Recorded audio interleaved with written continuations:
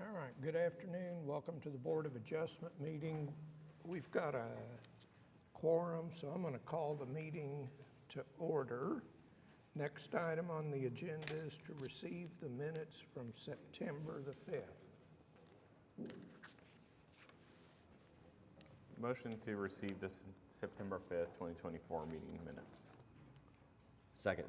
Got a motion and a second. Cast your votes.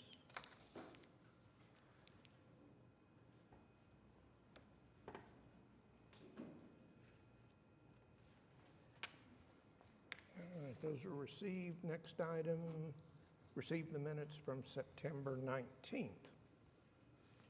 Motion to receive this September 19th, 2024 meeting minutes. Second. Motion and a second, so cast your votes.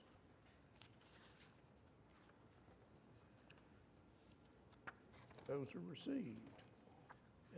Cindy, request for continuance or withdrawals.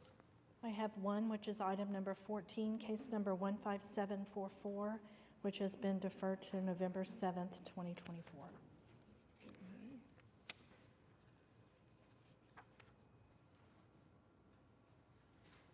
Ready for a motion? Okay, no one's here? Okay. Motion to defer case number 15744 to the November 7th, 2024 meeting. Second. Motion and a second to defer. Cast your votes.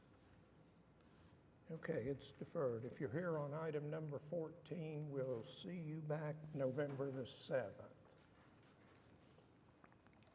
Are there any additional requests for continuance or withdrawal from the public? Okay, Cindy, I think we're up. Oh, there's no consent docket, so. Okay.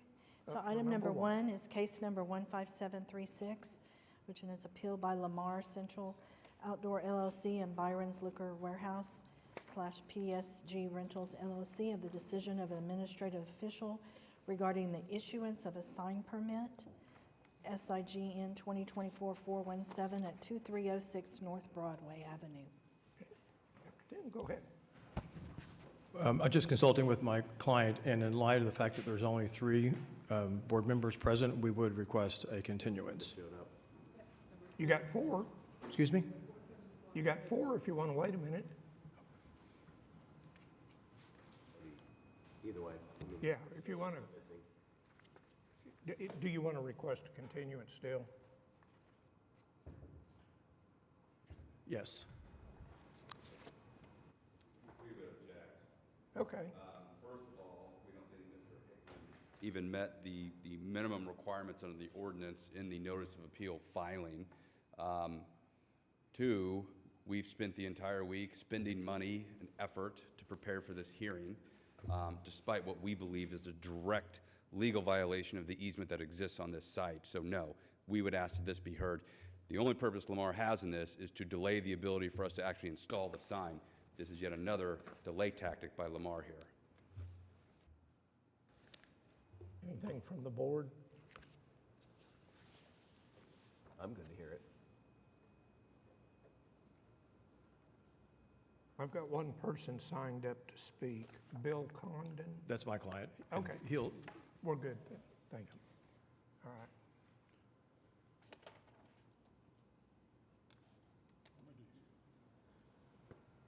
Okay. I don't think the facts will change. Is there something that's going to change as far as what you can present by continuing the matter? No. Yeah, if that's the case, I'd say we're here today. Okay. Do we need a motion on the request for continuance? Okay. Let's make a motion on continue or deny the continuance request, then we can go to the next. Okay, so it sounds that based off of the other board members said, I'll just make a motion to deny the continuance request. Okay. We got a second? Second? Okay, the motion is to deny the request for a continuance. We got a motion and a second. Cast your votes when we. Coming back.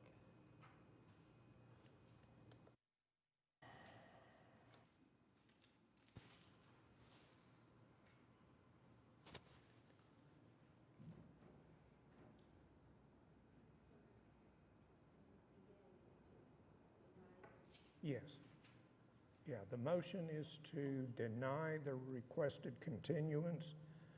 So if you vote yay, you're voting to hear it today. Ready? Okay. Now we're back to item 1. Okay, ready to proceed. Go ahead. My name is Bill Hickman. I'm an attorney here in town, and I represent the applicants on this appeal. The appeal is about the decision of administrative official to issue a building permit, and we are asking you to reverse the decision of the administrative official because the issuance of the permit was in violation of the city's ordinances.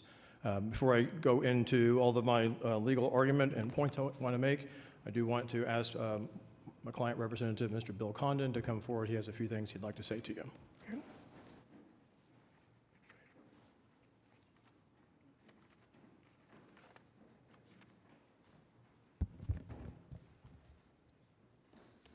Good afternoon. My name is Bill Condon. I'm the general manager of Lamar Advertising, and we are located at 123 Northwest 50th Street. I'm just quickly here to address the accusation by opposing counsel that we are improperly limiting competition. All that we intend to do today is highlight the new city code, sign code, and the error in which that it was issued. So I believe that's a far cry from improperly limiting competition. The sign code, and actually I just saw Lisa Chronister, that spent, 4 years to develop, and as Lamar as a stakeholder and working with Lisa and many others, we feel that for the past 4 years, working on that document, as well as really going back to 9 years of when the comprehensive plan, all the surveys that led up to it, that the sign code means something, and we would hope that the city would enforce it.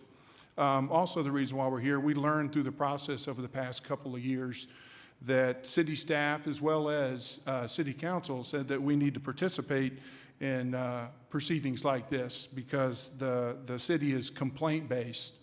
So we're here in order to protest. We don't necessarily care to be here, but at the same time, if we're not, we feel that there will be billboards that are installed that otherwise should not be. And then lastly, regarding that Lamar dominating the marketplace, the Lamar operates roughly 20 14 by 48 digital billboards in the city on the interstates, and this is yet another one that would go into the inventory of otherwise, last count that we've had, that the city has roughly 110 digital billboards actually in the city of Oklahoma City. So I believe a far cry from dominating is what was said. And lastly, what it boils down to is really, is the city going to enforce their new rules and regs? Again, the 4 years that we worked closely with the city and all of the efforts that went along with it. So we would just ask that the city enforce their rules and regs. And Mr. Hickman will be highlighting those very items that will show with clarity that the permit should not have been issued. Thank you.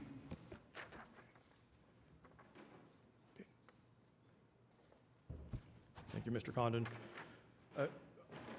I was asked to, you should all have a copy of a set of exhibits. Did you get a copy? Okay.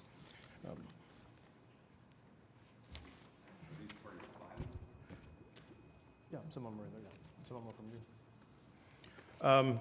So I want to start with the sign ordinance that you should have as exhibit number 1, and just kind of walk through some of the sections, talk to you a little bit about the application of those sections, because as a quasi-judicial body, that's what you're here to do, what we're going to be asking you to do. So under section 16101B, under purpose of the article, item number 2 says to implement the comprehensive plan. The last page of what I provided to you is an excerpt from the comprehensive plan entitled, on the page entitled Enrich OKC, and the policy is E14, and it discusses initiate new efforts to reduce sign clutter and improve the aesthetics of signs. And then the first bullet says, restrict new billboards, and eliminate or reduce the number of existing billboards.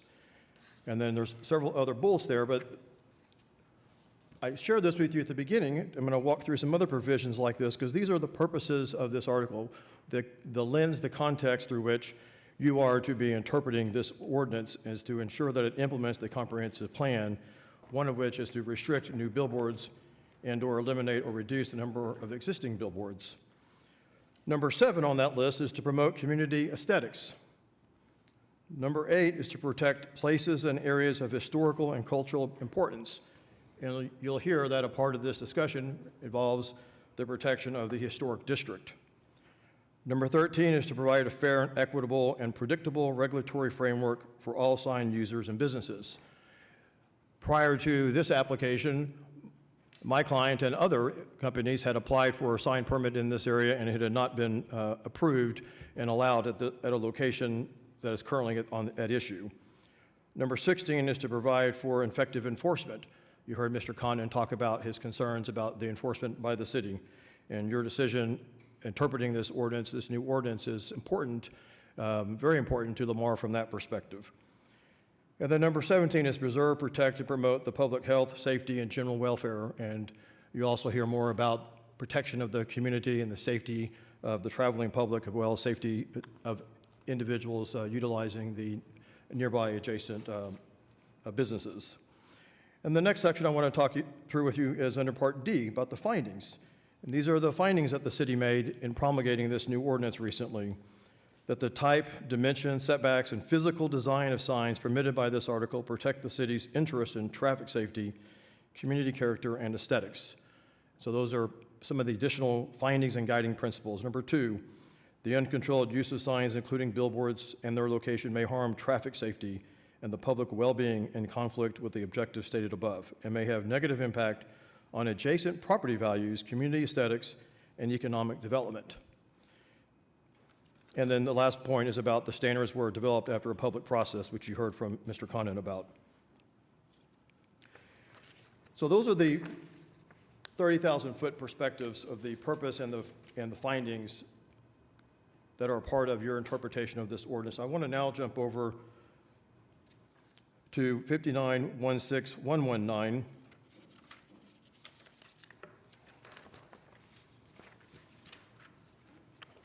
Under Part A, which again talks about the general rules of interpretation. And it says, this title establishes minimum requirements adopted for the promotion of the public health, safety, and welfare. And number 2 says that when a requirement of this article varies from another provision in this title, any other duly adopted ordinance, or any duly promulgated rule or regulation of the city, the more restrictive, or that imposing the higher standard applies. So the more restrictive standard, whatever it is what's to be applied, because the comp plan says we want to restrict billboards. So in other words, if the benefit of the doubt is to be given to restriction, to limitation, to not allowing. If you go on from there into 59-16102,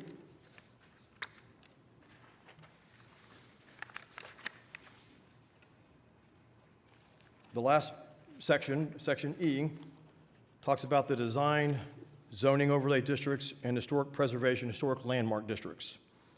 It also provides that where there is any conflict between those regulations, or these regulations in the sign code, and the regulations given in a design district, a zoning overlay district, or a historic preservation, historic landmark district, the design district, the zoning overlay district, or the historic preservation, historic landmark district regulations prevail.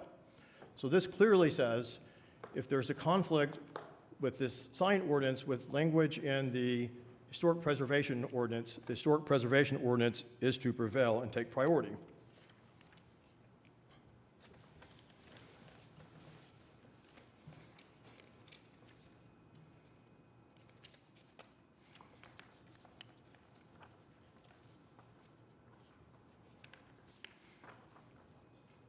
If we can go to the native survey that they submitted with their exhibit. Do you have that?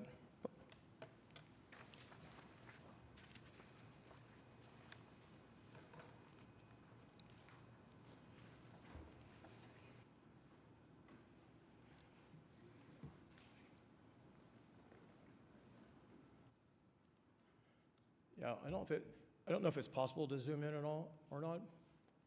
I know that they probably have it on their monitors. Okay, and if you could bring it just a little bit to the right, so I can, sorry. Yeah, right there. Okay, so you can see that, oh, it's not gonna show up with that. That it says Lot 2, and there's the schematic of the sign, and that's the parcel, the piece of property where the applicant has its sign tract easement, where it has its property rights. On that, what I will maybe refer to as we continue through this on Lot 2, and there's, you can see the schematic of the sign. If you look over on the actual aerial photo, you can see that they are measuring, it's 49 and some odd feet, I believe, from the edge of the property over into what you see there on the right is the railroad property, kind of going towards the highway. So the sign, you can see, is inside it's a shaded, a green outlined box that is blown up on the right side. That is, here we go.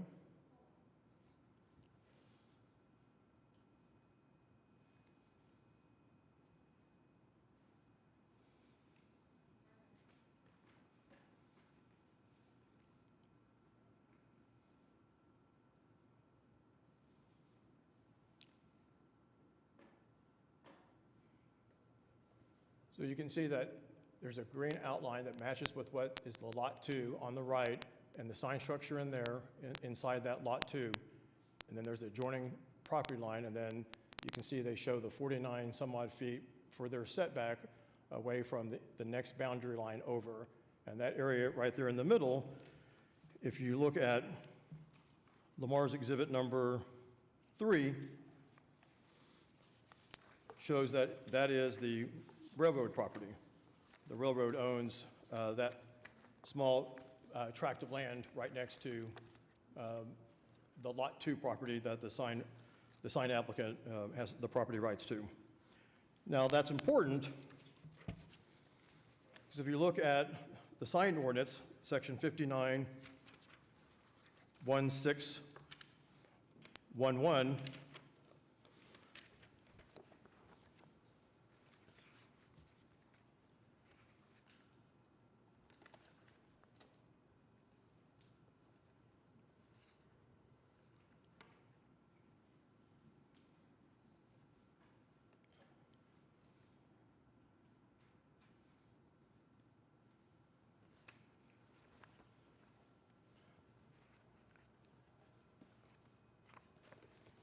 it's actually on page 8, or no, page 5.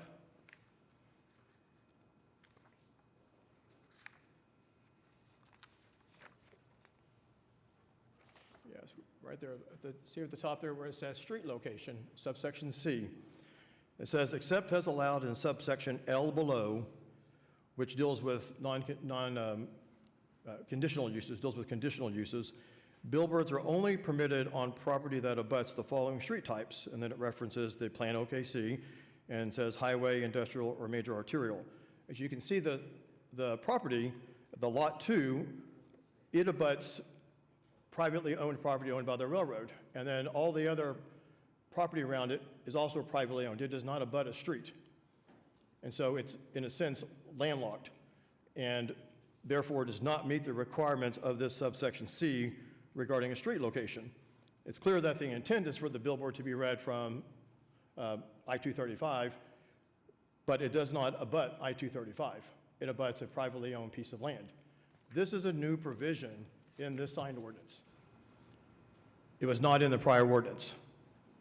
And so I understand maybe why it slipped through the cracks, or was it maybe on a checkbox?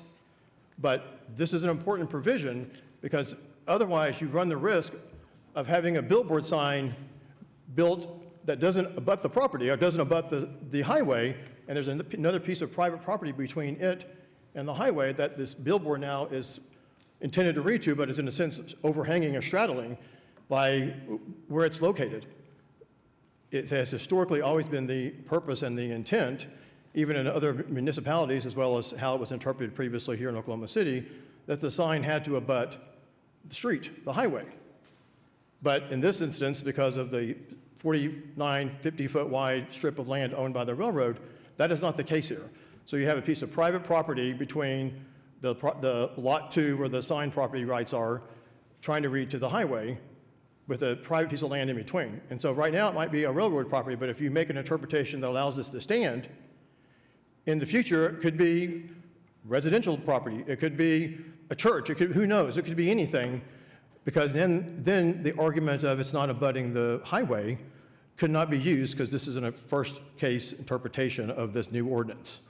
And so it is a very important issue and a very concerning issue. And if you even go and look at the definitions in 59.16119, here in the sign code, which is on page 14, the word abut or abutting means having a common border or separated from a common border by a street, alley, right-of-way, service lane, stream, or easement. In this instance, the property, Lot 2, does not abut the highway or the street, and the property, Lot 2, is not separated from the street by a alley, a right-of-way, a service lane, a stream, or an easement. Rather, it's a privately owned strip of parcel of land that separates it from the highway.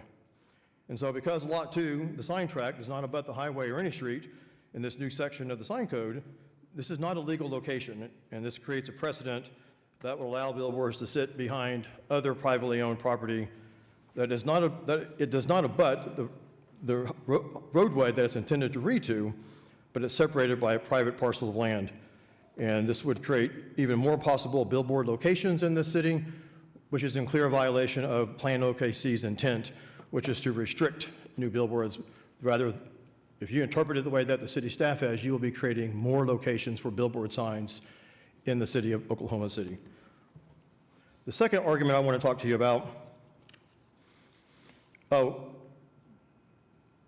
of coupled with that, to kind of bootstrap to show that we believe our interpretation is correct, if we can go to 59, section 16111.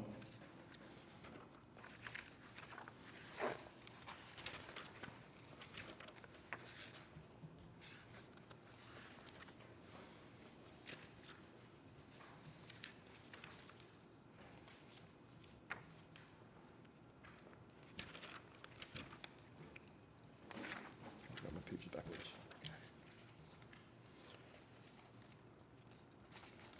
Page 5. Under section F, where it talks about location, it says the location shall comply with all established building lines and required setbacks as outlined in this chapter and all other ordinances of the city. Number 2, where there is no building setback line established by ordinance or subdivision plat, billboards shall be set back from any lot line abutting a street at least 25 feet. So the way this provision has historically been interpreted and applied is a billboard has to set 25 feet into the property away from the street for safety reasons, right? When I first showed you the native schematic, they're getting their 25-foot setback from the right-of-way by using the private property owned by the railroad, which further shows how this interpretation allows for a manipulation of what is intended by the ordinance, meaning you have to be 25 feet away from the street right-of-way, but because they're using a private piece of property as their right-of-way or their setback distance, they're circumventing even the setback requirement, which further shows that was not intended to be allowed to use a private piece of land as a buffer between the property you're trying to use and the street that you're trying to advertise to, because they're supposed to be set back 25 feet from the right-of-way of that street. So if the right-of-way was truly abutting the property, the Lot 2 property that they're putting their sign on, they'd have to be 25 feet into that lot, which would, as we get further along here, and I'll show you the spacing issues from Historic Preservation District, would not work. They could not take the 25-foot setback onto this lot and still be sufficient spacing away from Historic Preservation District. There's no doubt about it. It's that close right now that it's not possible. So why we believe we are correct? Because when you look at the totality of the ordinance that requires a setback of 25 feet, they're not having to do that onto this lot because they're using the private property next door, which also is a circumvention of the intention of this ordinance.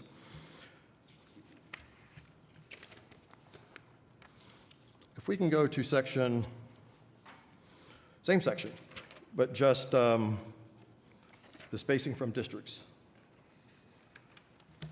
16111.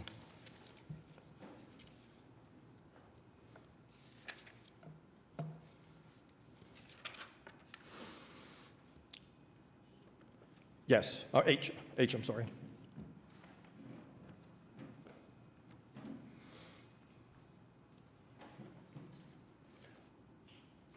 So the next issue I want to talk a bit about is spacing from districts.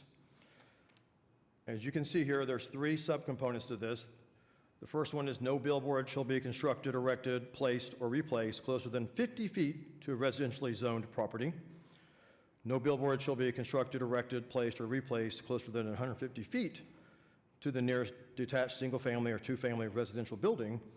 And number 3, the one that is directly on point in this case, says no billboard shall be constructed, erected, placed, or replaced closer than 300 feet to the nearest HL or HP zoned property, and HL and HP are designations for historic preservation, historic landmark, I believe. So no closer than the billboard can be any closer than 300 feet to those areas. Well, to start this analysis, it seems like we need to look at what is a billboard, because it says no billboard. Well, section 5916119 contains the definitions, and that's over on page 15. A billboard is a sign or sign structure upon which advertising may be posted, painted, or affixed, and which is primarily designed for the rental or lease of the sign space for advertising, not related to the use of the property upon which the sign is located. Okay, so a billboard is a sign or sign structure. Let's see if those are defined terms. Turn a few more pages.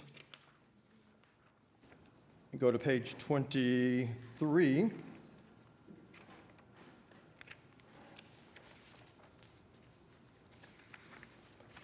A sign is defined as a structure or device permanently or temporarily attached to, painted on, supported by, or represented on a building, fence, post, or other structure which is used or intended to be used to attract attention. Unless otherwise provided, a sign includes the erection, construction, or maintenance of any structure that meets the definition of sign above. And then down below that, sign structure, this is the one that really clarifies it. Any combination of materials to form a construction for the purpose of attaching, fixing, or otherwise supporting a sign, whether installed on, above, or below the surface of the land, a building, or any other solid surface. So, the billboard is the sign structure, which is all of the materials, whether they're on the ground level, they're in the sky, or they're below. Now, if you can pull up the, do you have the Mars survey that I sent to you?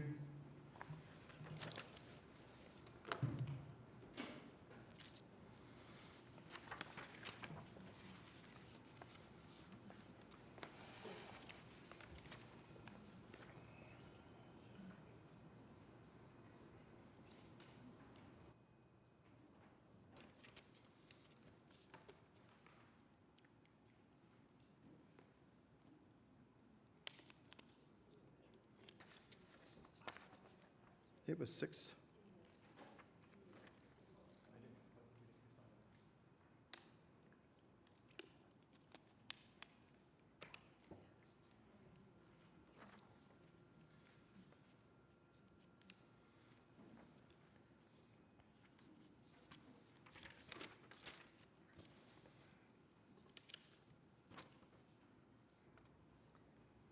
Mr. Hickman, anything that was not in the original packet is just distributed to the board members in your packet. Okay, So so if you look- we're not able to Okay. bring it on overhead. If you'll look at exhibit number 6 that I provided to you, that is a survey that Lamar had done showing the measurement and distances from the proposed billboard location. Now, if you look, you can see that 300 feet from the edge of the sign that's shown on this survey shows that it goes clearly into the property, over the curb and into the property. And you can also see that the green line on the property, or the green line on the survey, is the historic district boundary. So if you measure from the furthest point of the sign structure, or the closest point of the sign structure to the HP district, and even the land itself, the park there, the property you can see, then it clearly is not a legal location. It's not compliant with the 300-foot spacing. And the plain language of this ordinance says, no billboard. And billboard is a defined term, and a defined term that includes a sign structure, and the sign structure clearly includes all components and pieces of the billboard itself. Mr. Why- Chair, if I may, your bylaws do not allow for the addition of new exhibits that haven't been previously distributed to the board, and perhaps most importantly, us, the applicant of the sign permit. Mr. Hickman had the ability, through his notice of appeal, to specify all grounds. One paragraph generically referencing the municipal code does not specify sufficiently the grounds for appeal. This is what he should have put in, but to show up the day of the hearing without providing us first these materials, these should not be considered by the board pursuant to your bylaws. Go ahead, we'll take that up in a minute. We didn't know all the arguments and things that they were going to make. I didn't get anything that they submitted until yesterday either, and I had to get that online. We didn't know and get the survey completed because the permit was not approved, and we had to submit our appeal immediately. And so it took a little bit of time to get the survey done. Didn't just have that sitting around. And I think you can even see on the survey itself that it was only relatively recently authorized. And Mr. Box and his firm made routine threats to me and to my clients about proceeding with this matter, and there was a topic of discussion. And we decided to go forward, and we are here. And he never asked if we had anything else to provide. And my experience in this process has been that there are times that you supplement, you're allowed to supplement your filing prior to or leading up to the presentation to the board, because more information becomes available. We did identify the sections, and I've not gone outside the scope of any of the sections that I've submitted. In fact, I'm walking through the sign code that they provided to us and just providing further clarity and information for the benefit of the board to make an informed decision. Now, with regard to, so why does this interpretation of the having to be from the structure make sense? Well, it makes sense because if you look at the pictures that I've given to you in exhibit number 7, you can see that, like this sign structure that you see in the native schematic, is what we call a flagged structure.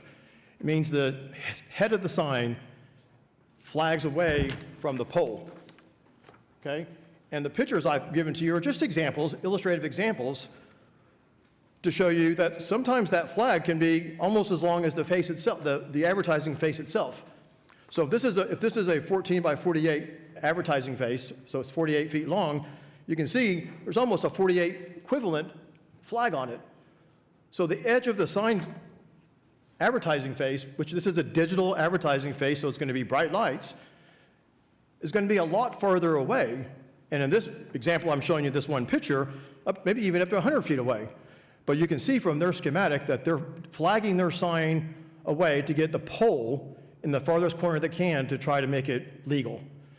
But the ordinance language is intended to be from the structure so that you don't have somebody trying to play games and circumvent the setback requirements and the spacing requirements by using a flag structure.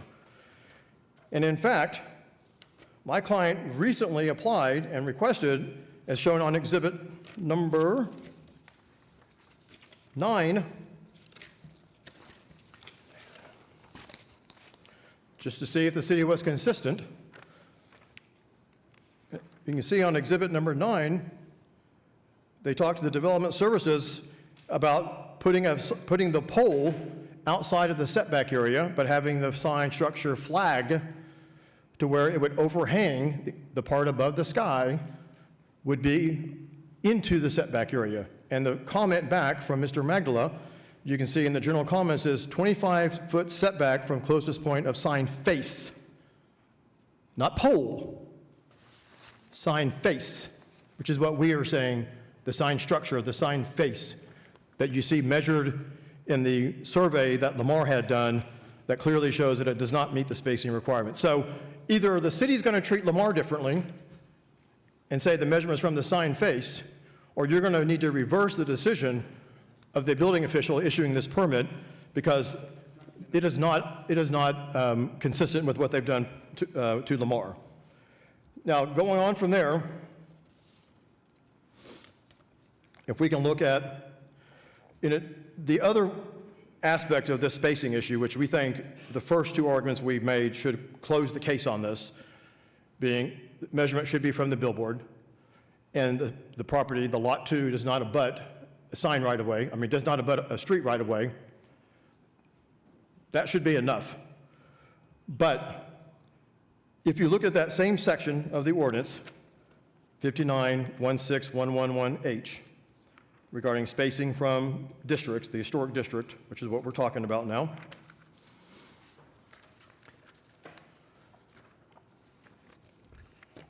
Staff, it appears, interpreted that section to be from the curb.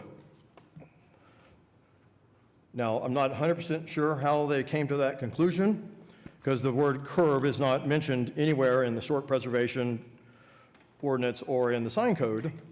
And if you look at what I've marked exhibit number 4, which is part of the sign permit approval process, on the second page of that document that I have highlighted under the note portion, it says by Laura Griggs, who's the staff person in charge of this area for the historic districts. She says, note, zoning lines go to the center of the street right-of-way. Now, if you look at even the general map, as well as the map, the survey on the screen that Lamar did, the hashed, I don't know if I can see it on that. Oh, that's the native one. If you can look at the one that I gave you that Lamar did, exhibit number 6, the green boundary on that exhibit number 6 is the historic district boundaries.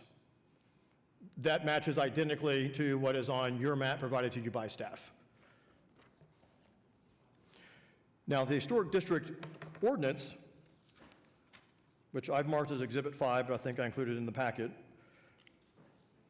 under purpose and intent, it says the Historic Hills East Urban Conservation District is intended to promote the health, safety, economic, cultural, and general welfare of the public by encouraging the revitalization and enhancement of the urban environment, and to provide for coordinated action and treatment for the area.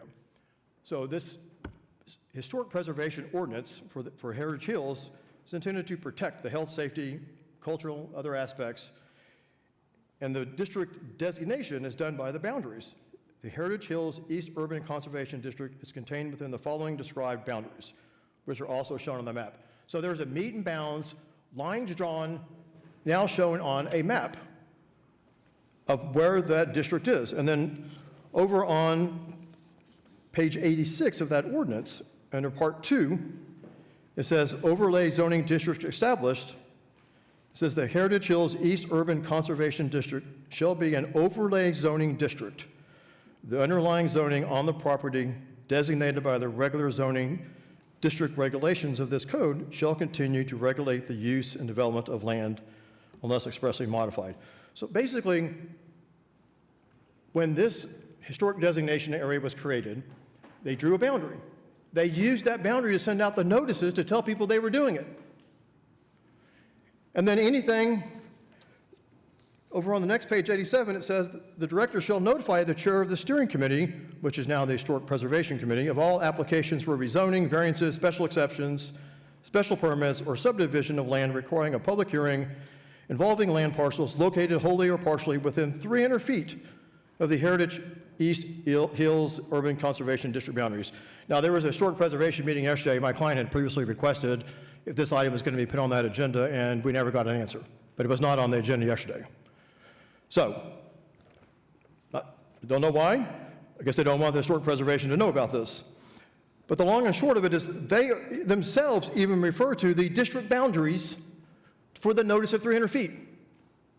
And what did I tell you about the signed ordinance? If there's something in conflict, the more restrictive one prevails, right? This one is maybe more restrictive. I don't know. I think the signed ordinance is clear enough, but obviously others disagree.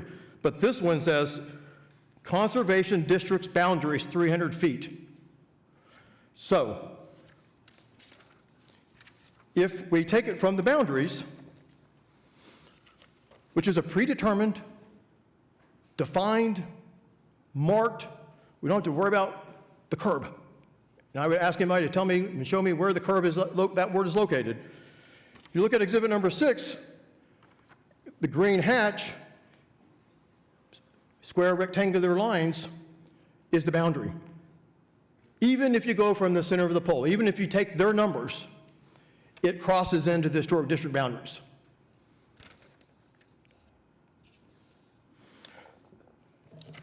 Now, I'm going to pause for a minute before I wrap up and ask Blake, who's another client representative of mine for the other applicants of Byron's and PSG, to come up. I think he has a few words he'd like to say to you, then I'll conclude. Bill, I'm going to pause you for a minute. David, I take your comments as an objection to the introduction. Is that a fair statement? Yes, sir. Well, yeah, in violation of your bylaws. Okay. Comments, questions from the board?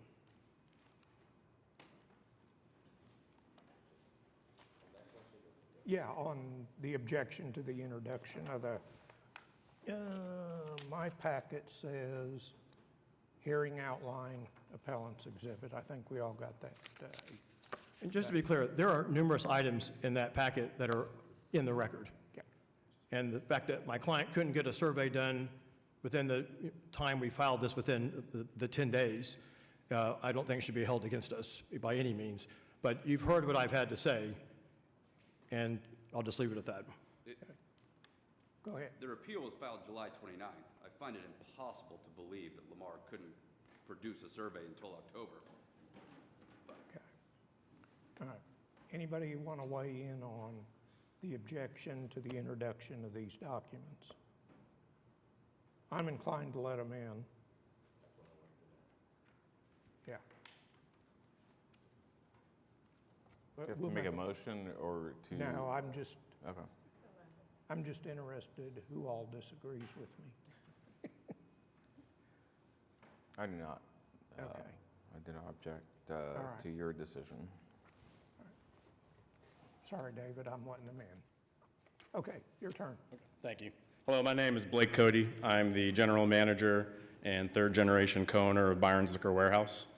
My family has owned and operated Byron's since 1959. On behalf of Byron's Liquor Warehouse and PSG Rentals LLC, the property owner next door, here's what I know and my concerns. This company has wanted to put a billboard up, but the district court said the sign was too close to the park next door. Then we find out that the company got approval under a new name. We had no notice or contact from anybody.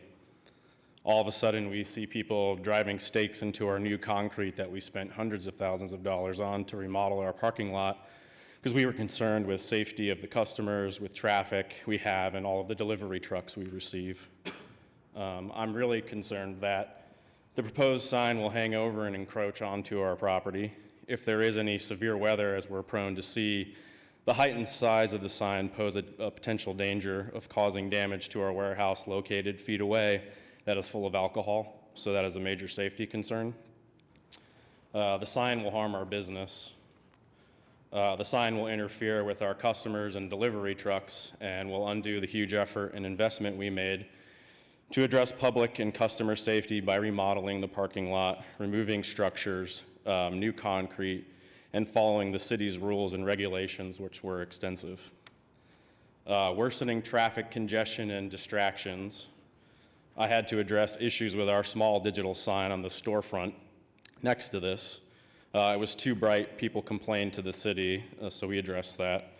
You've had many people drive through the store, many car accidents already in the area and intersection, slips and falls, and many more issues.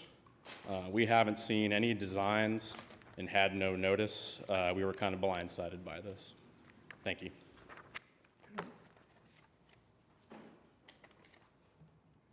In closing, I just want to say that you're a quasi-judicial body. You're asked to interpret the ordinance to present set of facts that are being presented to you. If the ordinance is clear from its plain language, then you are to interpret and apply the plain language of the ordinance. If the language is ambiguous or uncertain, you are to interpret the ordinance in such a way to avoid absurdities.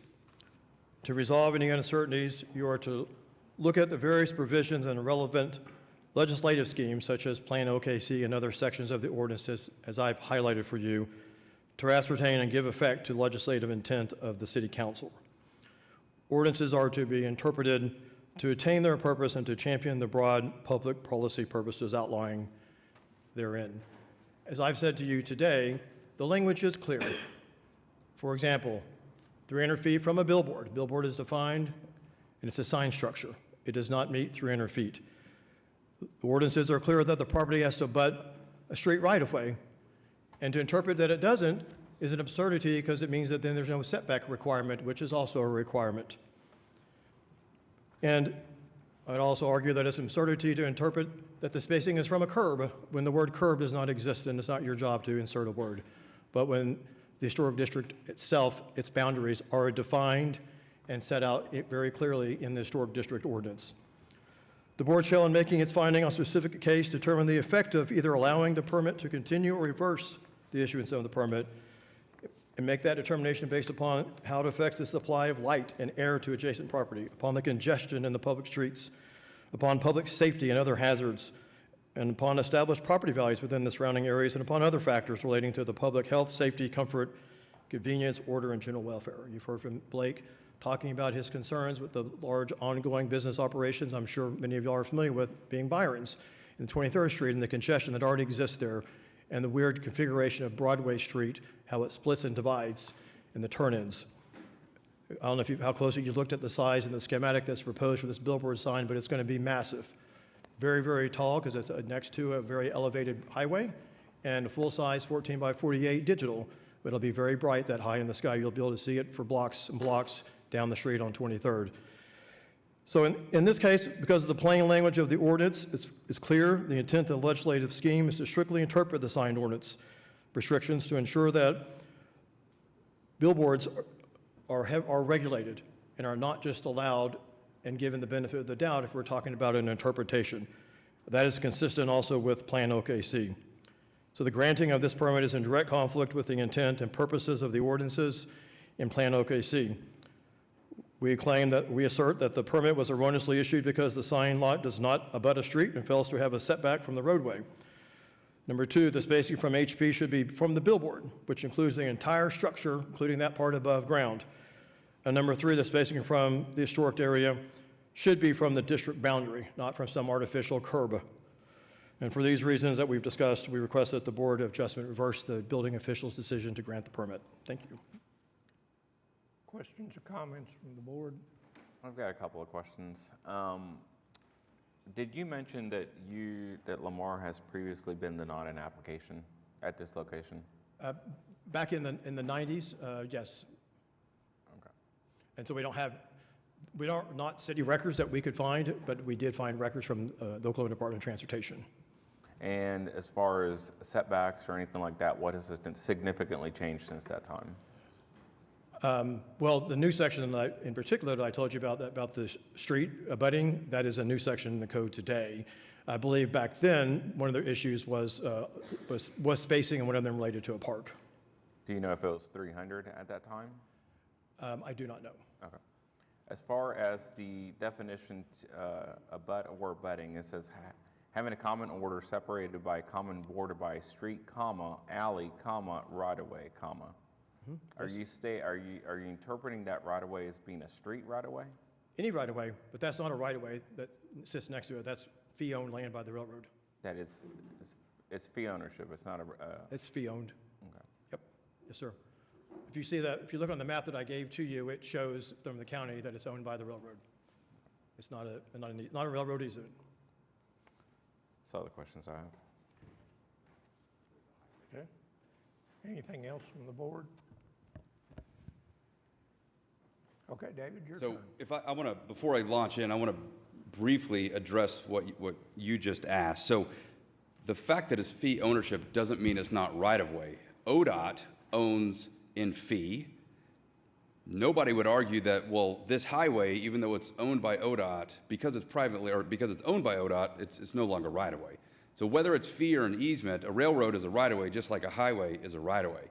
Lamar was denied the ability to put a sign here, which is, of course, why they're here, right? We're here over, spoiled milk, because ODOT had a methodology for measurement that was in violation of the law. They applied, they didn't pursue legal actions. Almost every company in the city did that.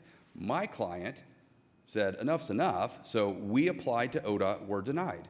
We went to ODOT's tribunal, were denied. We went to the district court, and the plain language of the statute that dictates how ODOT has to measure prevailed, and Judge Mai, and it's in our pleadings, we submit the order from Judge Mai. Judge Mai said that the way that ODOT had historically measured and denied all of the sign permits was contrary to the state statutes.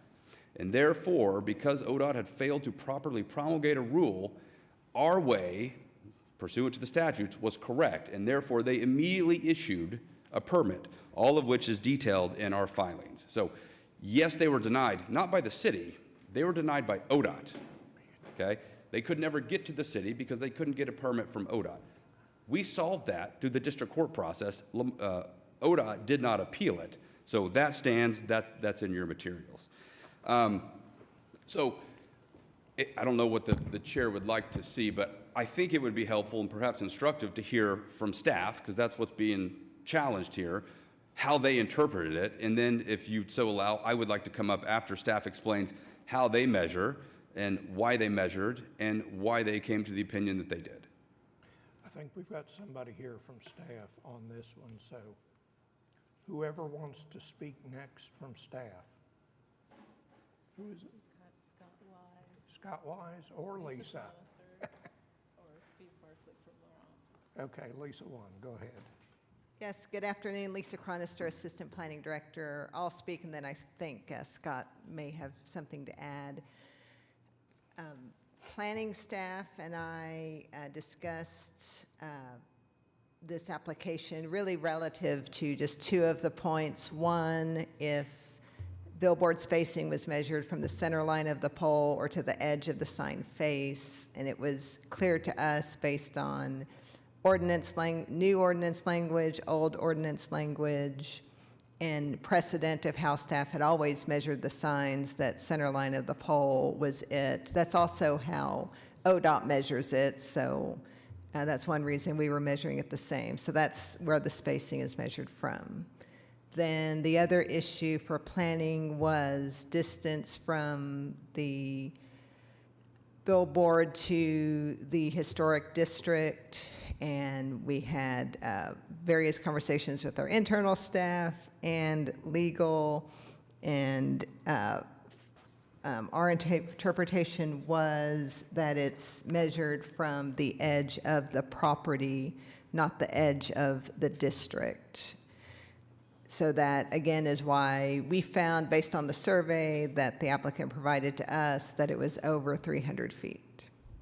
In terms of whether or not it was abutting a street, that question didn't come up to me. I was asked to interpret just based off of the historic district boundary and the sign, where the sign spacing is measured from. I do want to correct one thing that was said, and that's that the comprehensive plan is not a regulation, it's a policy document, and from that policy document, we worked, as you are aware, on to develop a sign code that more specifically regulated various provisions of signs, and that's what's codified in the new sign ordinance. Any questions for me? No? Okay, let's go to Scott next. Oh, sure. Scott, your turn. Scott Wise. Good evening, Scott Wise, Development Center Manager.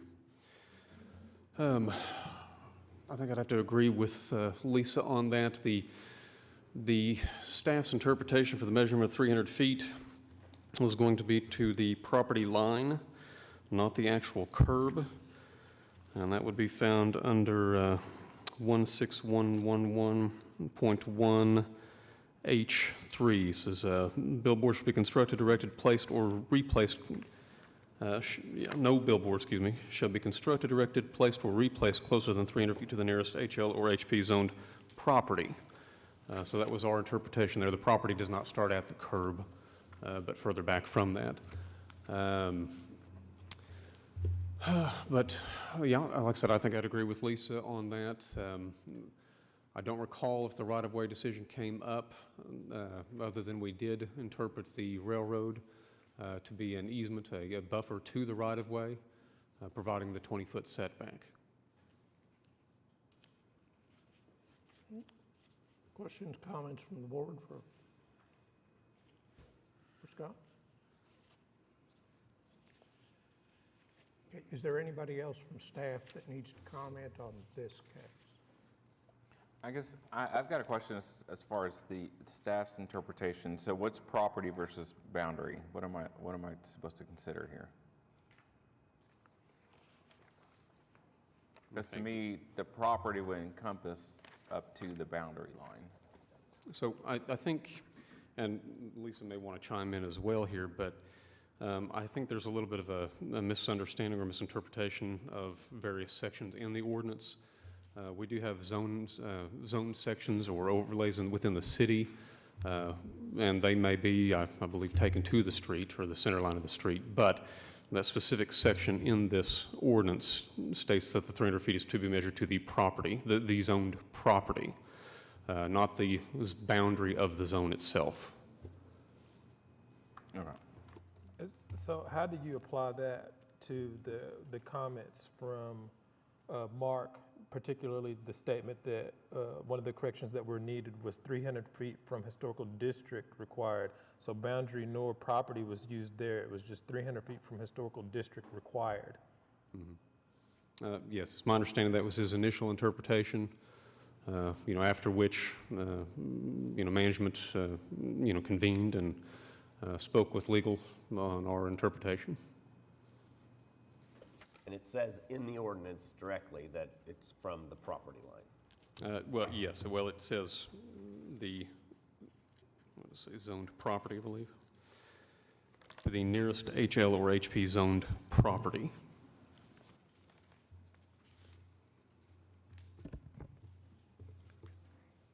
So to that point, under 595250.4, which is entitled Delineation of Zoning District Boundaries, subsection C says, for purposes of applying the development regulations of an individual zoning district, all such requirements shall be calculated from the appropriate right-of-way line delineating a street or alley.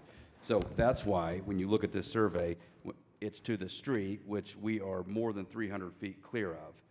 So yes, the fire station perhaps is zoned HP, but the 300 foot from the pole stops in the middle of the street before you get to the actual property, which under the 5250.4C tells us that's where you measure it from.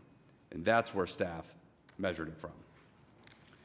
So if I could, David Box, 522 Colcord Drive, here on the sign permit applicant. I want to first address Mr. Cody's position because it's a bit troubling in that there is a grant of permanent easement that my client possesses that they paid good and valuable money for to have the easement to be able to construct the sign. Mr. Cody's companies own property that is, of course, subject to the easement. So the idea that he is stunned and shocked that the company who possesses the legal right to put a billboard because they paid for it tore up some concrete in furtherance of the legal rights they paid for, that's a bit far-fetched for me.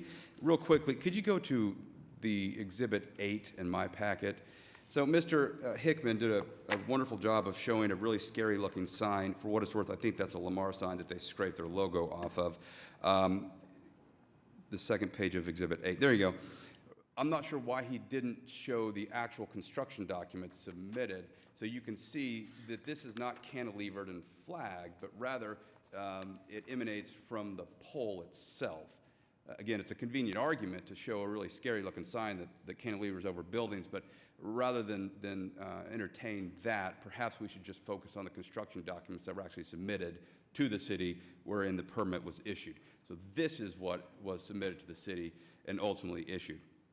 As it relates to spacing, Mr. Hickman walked through a clever mental gymnastic exercise of how we get to measurement, but instead, why don't we just go straight to the ordinance where it talks about spacing and measurement, and what it says is spacing between billboards, and it says the measurement for spacing requirements is from the center of the sign support structure and following the curvature or geometry of the right-of-way. So we don't have to jump through multiple sections and multiple provisions. Let's just see right what it says. The measurement for the spacing requirement is from the center of the sign support structure. Clearly, the sign support structure is the pole. This survey showing the measurement from the pole is what was used to send to staff so that they could perform their analysis to confirm that, in fact, we meet all spacing requirements.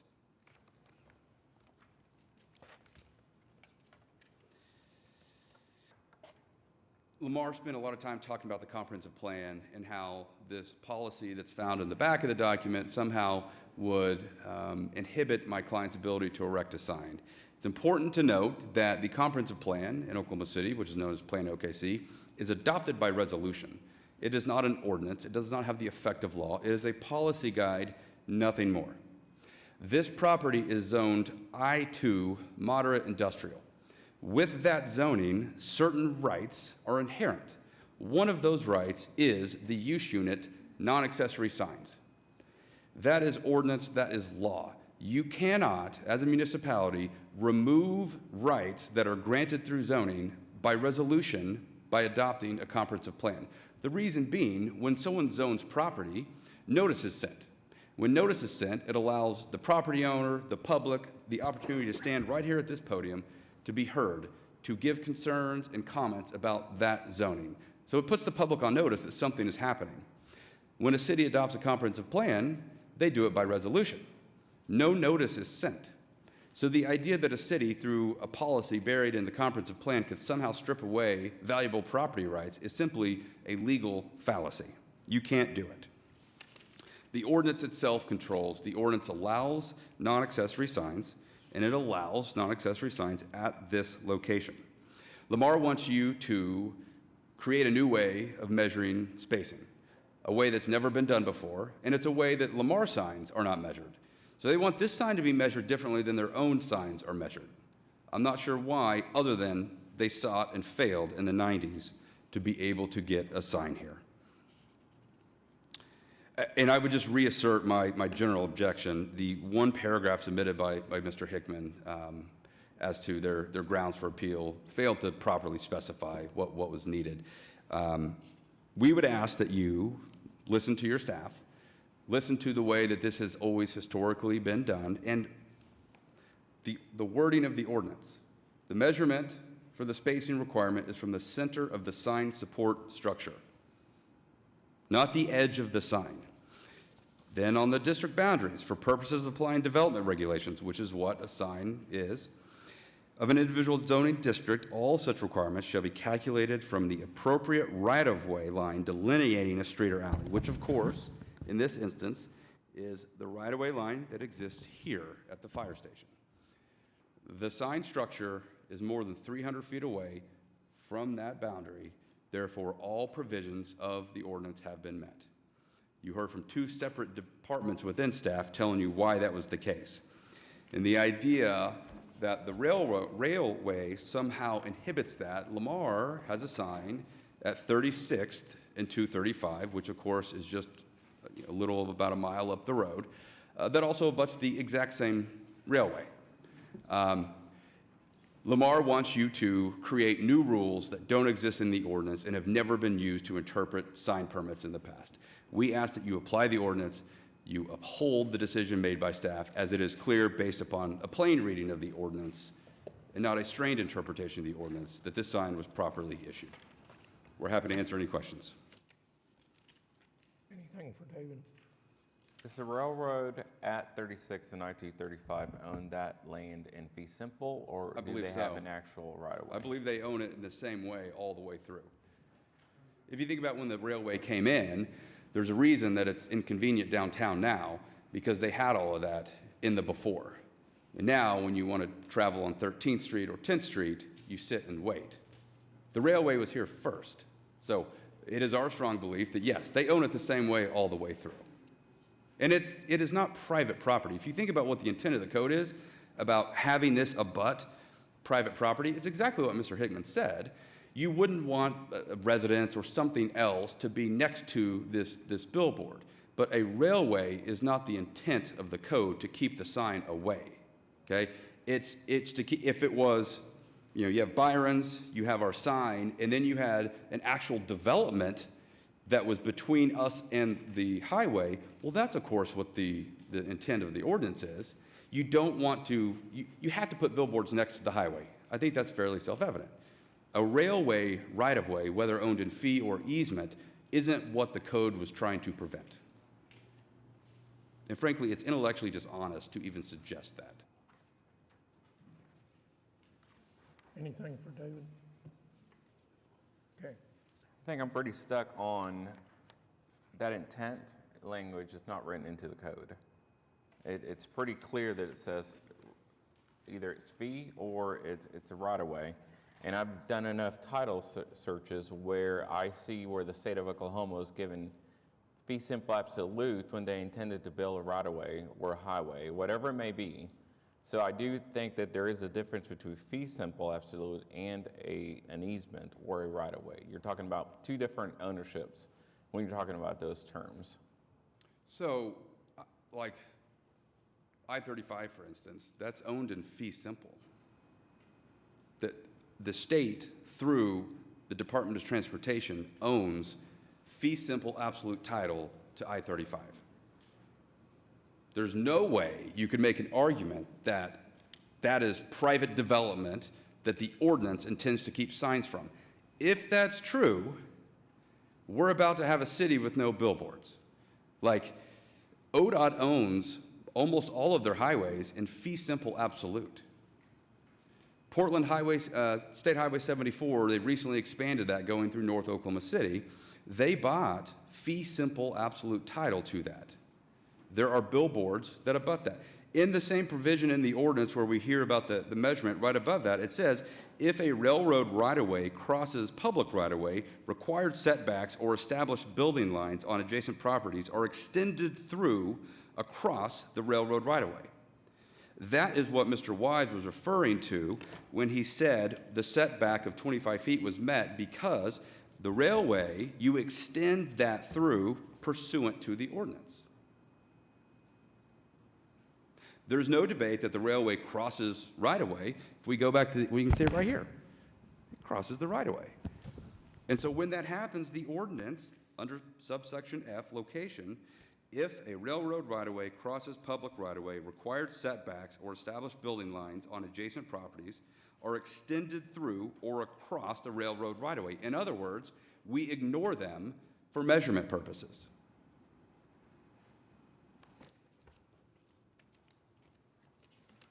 Mr. Condon, when he reached out to staff asking why this was approved, asked that specific question, and Mr. Wise explained that in detail. And the explanation, although it doesn't cite the provision, is saying exactly what this says here. The railway must be ignored. And now we're not even arguing, right away. It actually says if a railroad, like the railroad, you ignore that for spacing requirements for obvious reasons. That is right of way. We're not worried about protecting the railway for measurement purposes. Again, it's not argument, it's what the ordinance says.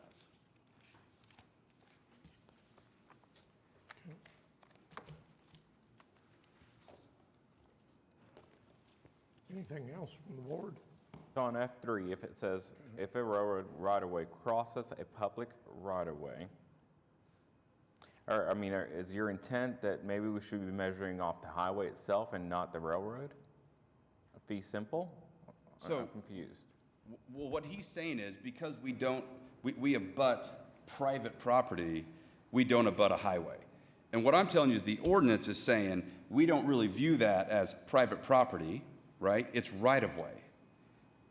And as for measurement purposes, we act like it's not there and we extend out across the railway for purposes of measurement. And there's no dispute that it crosses public right-of-way, it crosses two of them.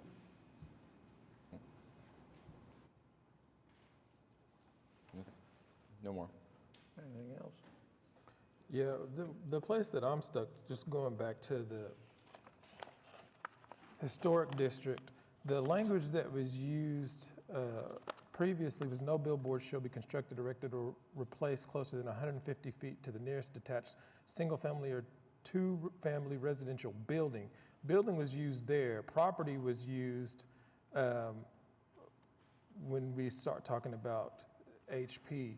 And so, and maybe this is something that staff can give clarification on, but I think building makes it really clear that now we're talking about the building versus us making the assumption that property is the actual physical structure of a dwelling versus a line, the line that establishes that district. Yeah, and we are, as it relates to a building, I mean, we're well over 300 feet from any, single. No, I get that. What I'm pointing at is the fact that if we're trying to get down to the intent, the code was written, it was pretty specific when we were talking about the building, that the language building was being used. So I'm just having a hard time throwing out the boundary of the HP district because we're saying, oh, the property applies to a house, but we use the word property in other areas of the code, but yet when it came down to making sure that these were at least 150 feet away from a single family or two-family house, we used the word building. Yeah, I'm not sure why there is discrepancy in the ordinance, but if you then go back to the 5250.4, for purposes of applying development regulations, which is what we're doing here, an individual zoning district, all requirements shall be calculated from the appropriate right-of-way line delineating a street or alley, which of course here is that line, which is in excess of 300 feet from the sign pole structure.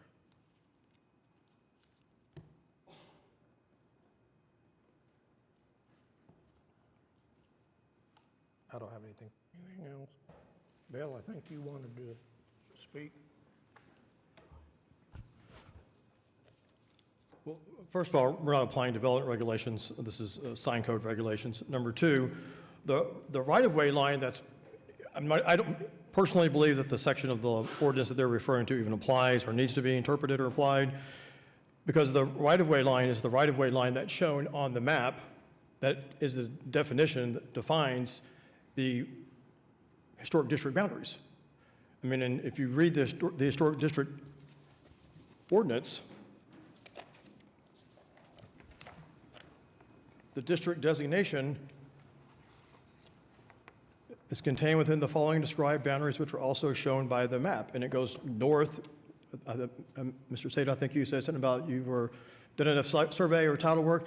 It goes through on page 85, north along the north property line of lots 12, then east starting to the east center line. It gives a meets and bounds description, creates a rectangular squared off boundary, which is what is required. And then it also does say, if there is development, which now if they want to say it's development regulations, within 300 feet of the district's boundaries, that's supposed to go to the Historic Preservation Commission for their consideration. And it didn't. So again, let's be consistent. I mean, that's all my client has really honestly asked for, was some clarity in what the rules are. I mean, and the sign code says the more restrictive ordinance applies. And in this instance, the historic district preservation language is more clear because it does say the district boundaries. 300 feet has to go to them for consideration, and it did not. So I want to back up and hit on a couple other topics. Staff said from the center of the pole, and Mr. Boggs also mentioned that portion of the ordinance, which is on page 5. Now, when it comes to the interpretation of ordinances, or the law in general, if there is a more specific provision that addresses the situation that you're dealing with, that's the one you're supposed to give credence to. Now, section G that deals with spacing between billboards, we're not talking about spacing between billboards, folks. Doesn't apply. That's why I didn't bring it up. We're not talking about how far away is their sign from another sign. It's a red herring. I mean, I know Dennis is a good lawyer and a smart guy. I know he knows this, and I feel for him. He's got a difficult job today. What this really deals with is on the page H, section H, page 6, spacing from districts. You didn't hear anybody talk about spacing from billboards, except they're wanting you to apply that section that says center of the pole. Doesn't apply. Doesn't apply. Rather, spacing from districts, section 3, says no billboard. No billboard. And then I read you the definitions. That's the applicable provision in the ordinance. And it says the structure, and the structure is anything on, above, or below the ground. You've seen the schematic, you've seen Lamar's survey. It's not 300 feet away, period. And then the question came up about the word property. I would venture a guess, but I might be wrong, but I think if you asked your staff, is everything within the historic zoning district, within the boundary, and I can read from the ordinance from you again, considered historically zoned property, their answer is going to be yes. I sat on the Historic District Preservation Commission in Norman. We have an identical ordinance, and that's exactly how it's interpreted. When they send out notices to change that boundary, they send it from the boundary lines. When something's being developed that potentially affects the district, it's measured from the boundary line. It is a zoning overlay district. Every piece of property, every inch of land, Oklahoma statutes define property as land. Every piece of land within that boundary is zoned historic district preservation. That's how every municipality interprets their historic district boundaries. Is every piece of land, every property within that boundary is considered historic and protected. And so it's 300 feet from that boundary that's measured and defined by the historic district. And the fact that it says the word property, and that word is not defined, by the way, so you can look at the Oklahoma statutes and just general common sense, that means land. It's not a building, didn't say the word building, just says the word property. And everything that has been zoned within the boundaries of the historic preservation boundaries is land, is property, and is all considered to be zoned historic preservation. And the measurement should therefore be from the boundary.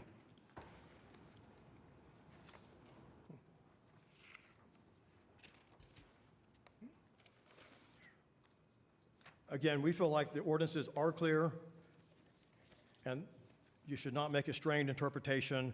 The word billboard is clear. The word property from historic district measurement as defined in the Historic Preservation Code is also clear. It's the entire boundary. And this issue about, I almost forgot to talk about this, the issue about the railroad property.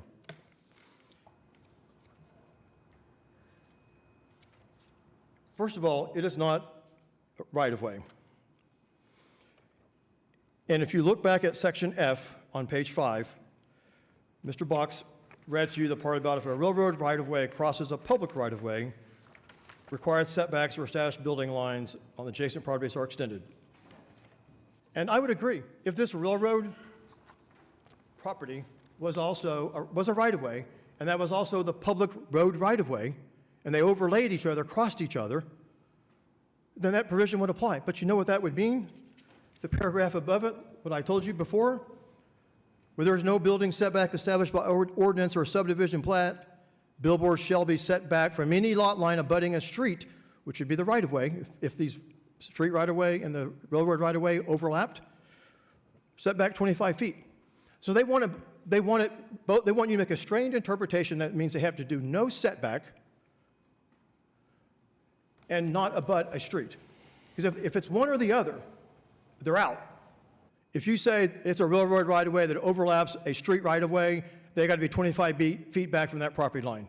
They're out, no spacing. You can see from their own survey. If you say that it's private land, which railroad is private, and it's not a right-of-way, therefore it does not abut a street right-of-way towards Broadway, I-235, they're out. It's not a qualifying location. And that is a new provision that has not been interpreted until this instance. And you even heard staff say it wasn't even really discussed. Now, I understand, like I said before, why maybe it was overlooked, because it's new. But it's important. And I can tell you, having been on the Norman City Council and working in Norman, Norman had an exact same scenario. If you go down I-35 south of Main Street, there's a street there called Lloyd Noble Parkway. One runs right parallel to I-35 along where Borders and other, that whole development along on the west side of I-35. Beautiful location for a billboard. People have applied, but Norman has an almost identical provision, and they were denied. Why? Because the street that it abutted was not the interstate, which is the only streets that Norman allows billboards on, because it butted the Lloyd Noble Parkway. So in a similar situation, applying the word abutted, in this instance also, this sign location does not abut the right-of-way for the highway it's intended to read to, and therefore does not qualify to be legal. And to try to gloss over that is very concerning, considering this is a new ordinance and a new provision. Any questions? I got a question for staff. Go ahead. So I'm not sure who wants to answer, but I'm looking at Exhibit 5, and it looks like the boundary does incorporate, in a way, that curvature that's in question here. However, were you guys looking specifically to the edge where that grass ends, or did you not look to the middle of the road, which, presuming when we convey title to a lot, everyone owns the middle of that road? Has that been interpreted? Why is it strictly up to the edge of where that grass stops and not to the middle of the road? It's actually to the property line, is what they measure to.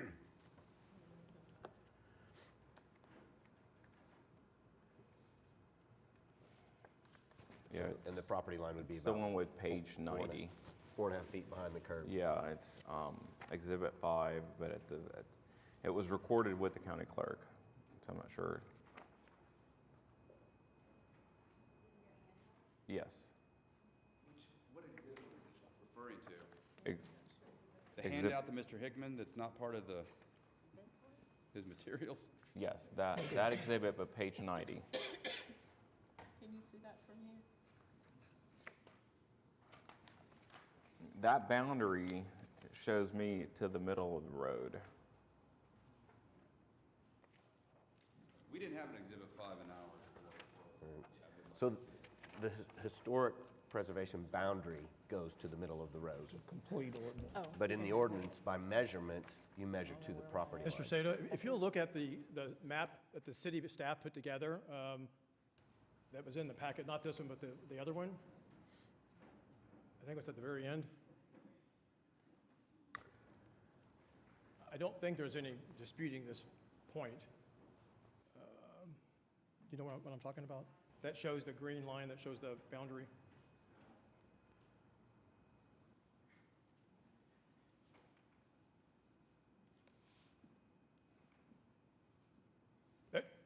Yeah. Yeah, that. Okay, so do you see the gold line that runs just north of where it says Northwest 22nd Street? Correct. And then down Broadway and over? That is the boundary of the historic district, and that, I believe staff put that on there. And that correlates with the survey that I gave you that Lamar had prepared, because they took that, their surveyor took it directly from the city's information. And so you can see it does run along the right-of-way, the center line of the road, which is how it's defined in the Historic District Preservation Ordinance. And I guess I'll keep asking the stupid questions, but why is there a boundary over property that's not considered HP zone property? I don't know. We believe you go to the property line, and I don't, that would be a staff question. If you look at a zoning map, the green HP stops at that curve. The street is not zoned historic preservation on a zoning map. No, but as far as property lines, the presumption is that you go to the middle of the street. Again, without running all the title, I don't know if it belongs to the property in question that's on the other side, or just outside of 300 feet, but the presumption is you own to the middle of the street. So the property includes up, including that half. I'll just reiterate that it's intentionally written that the HPHL district goes to the center line of the street, and but the billboard spacing is measured from the individual property line. And there are guidelines for that specific differentiation? The sign code specifically talks about, like both have mentioned, no billboard shall be constructed closer than 300 feet to the nearest HL or HP zoned property line. We have interpretation from municipal counselor that that's the property line. No billboard shall be constructed, erected closer than 150 feet to the nearest single or two-family residential building. And then, again, in number 1, it also refers to residentially zoned property, not the district. And yeah, and we had all of this conversation when staff was evaluating the application to confirm, really what each individual word meant and how it had been interpreted, and we confirmed all of that interpretation with legal before we approved the application. Did we also confirm that the road itself completely belongs to the other side? Because if it doesn't belong to the property that's contained within the HP district, then that street must belong to the other property owner on the other side of the road. I was not involved in that conversation, no. But I wanted to real quickly invite Katie Fritto, our Historic Preservation Officer, to talk a little bit about the purview of the HP Commission.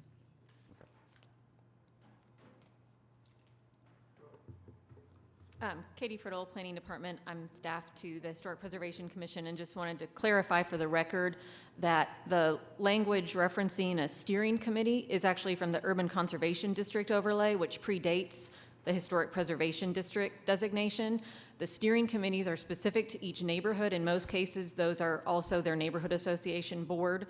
It is not the Historic Preservation Commission, and the Historic Preservation Commission does not have any purview over things like sign permits outside of the boundary of the Historic Preservation District. There's no reason that they would have reviewed this sign permit or have been called upon to weigh in on this appeal unless the board chose to defer it to them for their consideration for some reason. But there's no requirement for this application or the appeal of this application to have gone before the Historic Preservation Commission. So I want to clarify, so if I'm understanding you correctly, it wouldn't matter where the sign was. If the sign was 18 inches outside of the HP boundary, it would not fall under the purview of That's right. HP? Yep. Okay.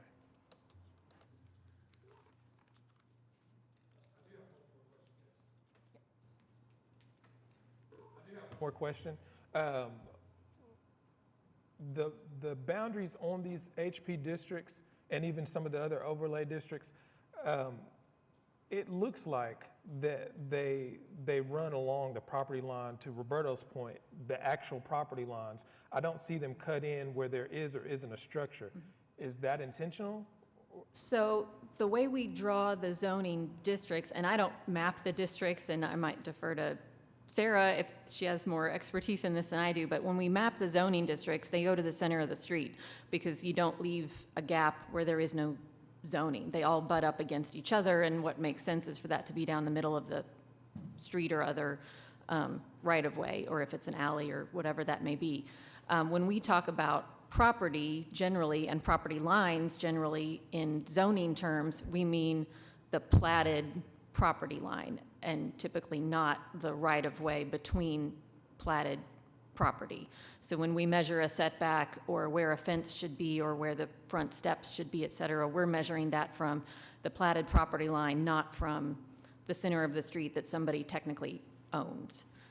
I don't know if that, others might have a more official interpretation of that, but that's my general view of what the distinction between those two measurements. Well, more specifically, what I'm talking about is if you have a structure like what the image that we're looking at right now, there's nothing in that, on that property to the west of Broadway, there's nothing south of that property, correct? Correct. So that's a park. Correct. Yep. So what I'm getting at is in this instance and in instances like this, does HP establish that there's any historical value to land that is within an HP district where there's no structure? Yes, so if it's a park or if it's a vacant parcel, that's still under the purview of the Historic Preservation Commission if it's within the boundary of the district. And the reason that I'm asking is I want to get back to, the discrepancy between property, using the word property versus using the word building, because if HP has taken the position that everything within this boundary has historic value, parks, vacant lots, anything at all like that, then it would lend itself to the idea that it was intentionally written to include building when we were referring to a building, i.e. single-family dwellings versus a single-family and two-family dwellings versus just the actual, just property itself, property that we own versus the actual structure, the building. And that's what I'm trying to get to the bottom of. So I think the provision about buildings is related to single-family and multifamily buildings, regardless of what they're actually zoned, because we know we have many homes, duplexes that are in a zoning district that doesn't align with that use. For the portion of it that's referring to property, it's referring to any property within the district, regardless of what's on that property, whether it's developed or not. That's my understanding.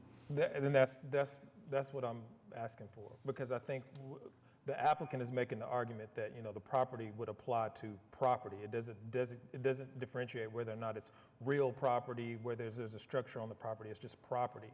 And if we take that approach, if we take that position, then the setback requirement or the minimum spacing from the HP district wouldn't be met. Does that make sense?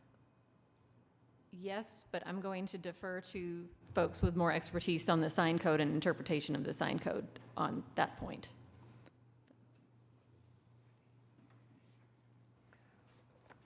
Still looking at Exhibit 5 and the emergency ordinance number 17225 that was recorded in Book 5066, page 83 and following.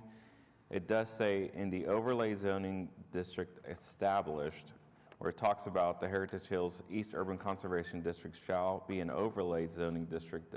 The underlying zoning on the property designated by the regular zoning district regulations of this code shall continue to regulate the use and development of line unless expressly modified by this ordinance. When you look at the map that's on page 90. So real quick, I want to interrupt because that's not the applicable ordinance. That's the Urban Conservation District overlay that predates the HL overlay. And the HL overlay likely has very similar language, but the UCD is not referenced in the sign code in this section. So that entire document is not applicable to the regulation in the sign code for HPHL districts. It's a different But does overlay. it create the HP boundary? It does not. It creates the Urban Conservation District overlay boundary. Okay. But does the language in that does the language that's in the HP, in the creation of the HP boundary, does it mirror that same language? I imagine it's very similar. I don't have a copy of that with me.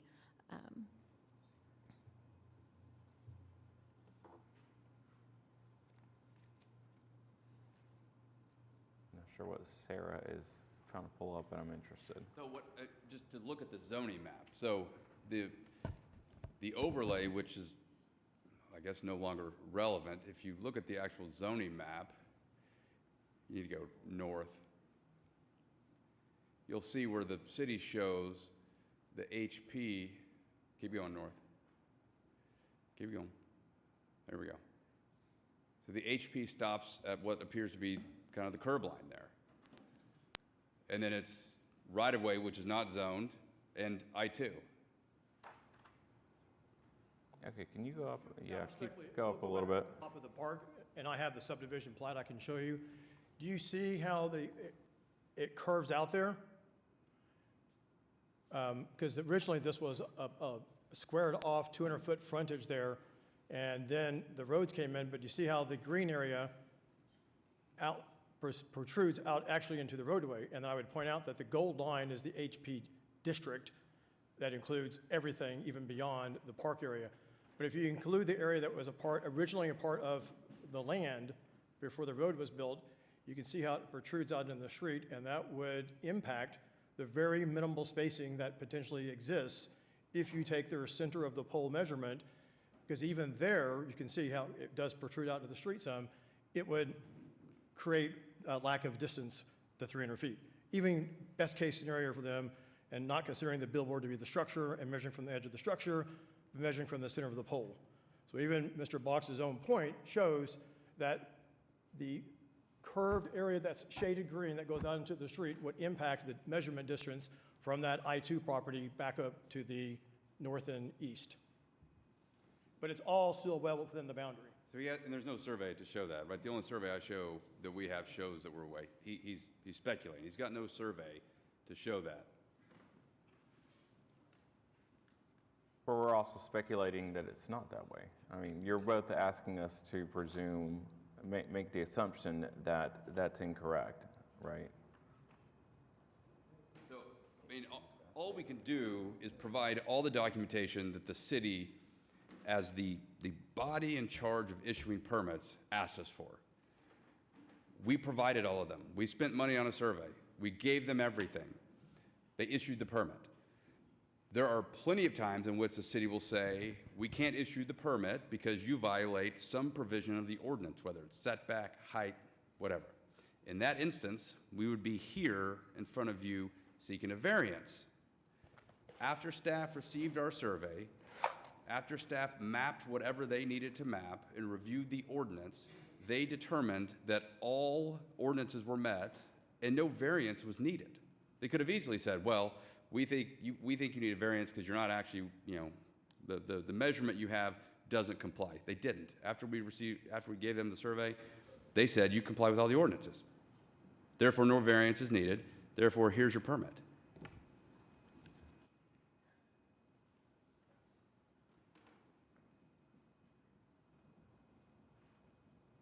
Any other questions or comments?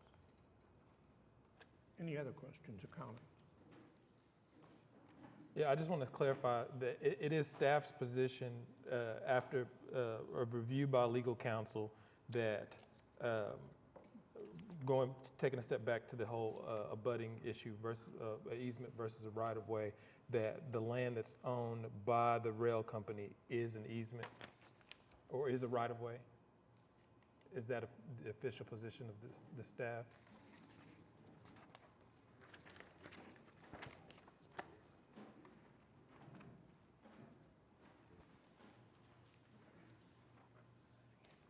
Yes, that would be the official position, yes.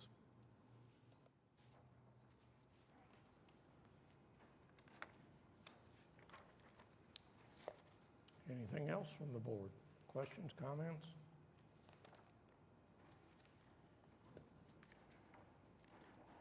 I think we're ready for a motion then.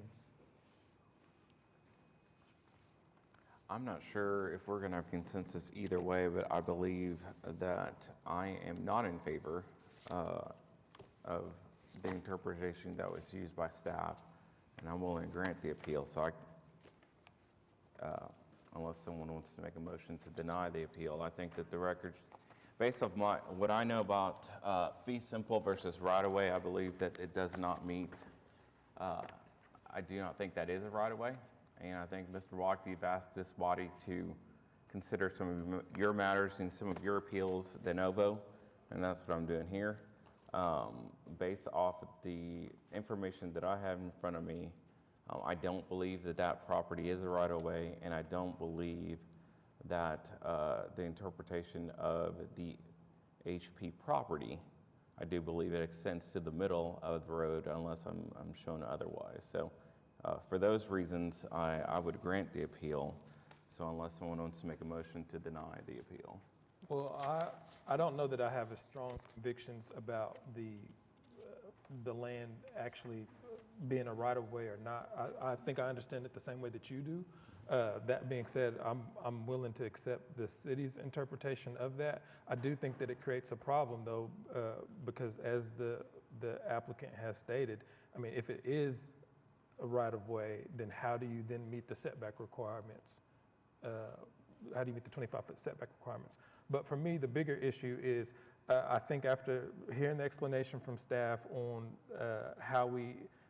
how land is treated within the boundary of HP, along with the understanding that those properties, not just the house, the property there does extend to the center line of the road. I don't see how it doesn't violate the new code if you measure from the center of the pole, regardless of where you measure from the pole, that you're not in the HP area. So.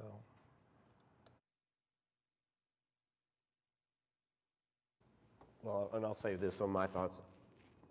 I think that the staff determined the way that I would determine it, which is probably from the Planning Commission and what we look at platted lines. And so I think they did follow the ordinance as it's written, both in the right-of-way and the detail on that and in the distance.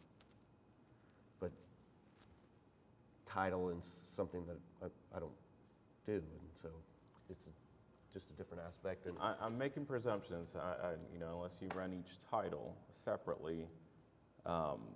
There are instances where roads are owned to the middle and some instances where roads are owned to the actual edge, depending on how title is conveyed over time. And I don't have that, so I'm going to go with the presumption that the property goes to the middle of the road.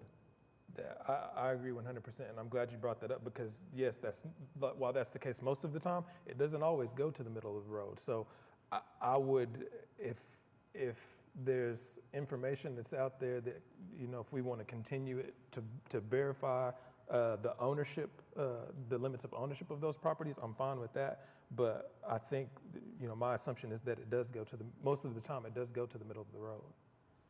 I'm presuming that we're going to get appealed regardless of which way we go, though. Yeah, probably right.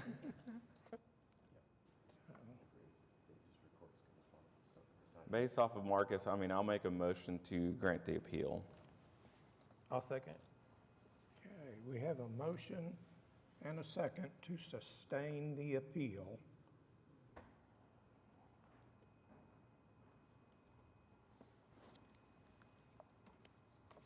Okay, motion to cast your votes when you get a voting panel.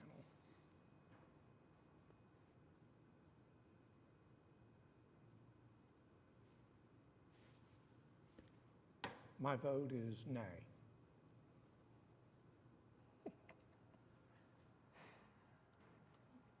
You get to come back. Doesn't it fails, right? I think under the bylaws, it takes 3 votes. It takes 3 votes, that is very true.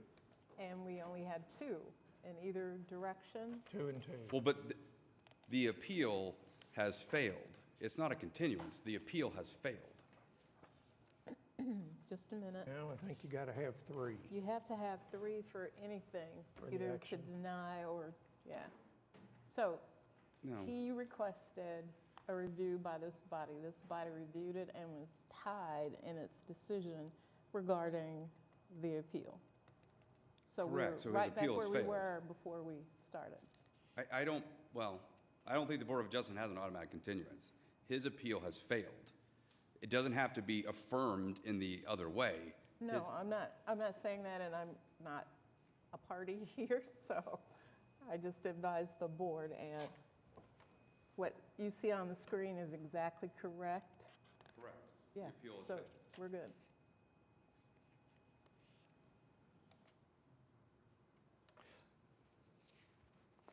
Okay.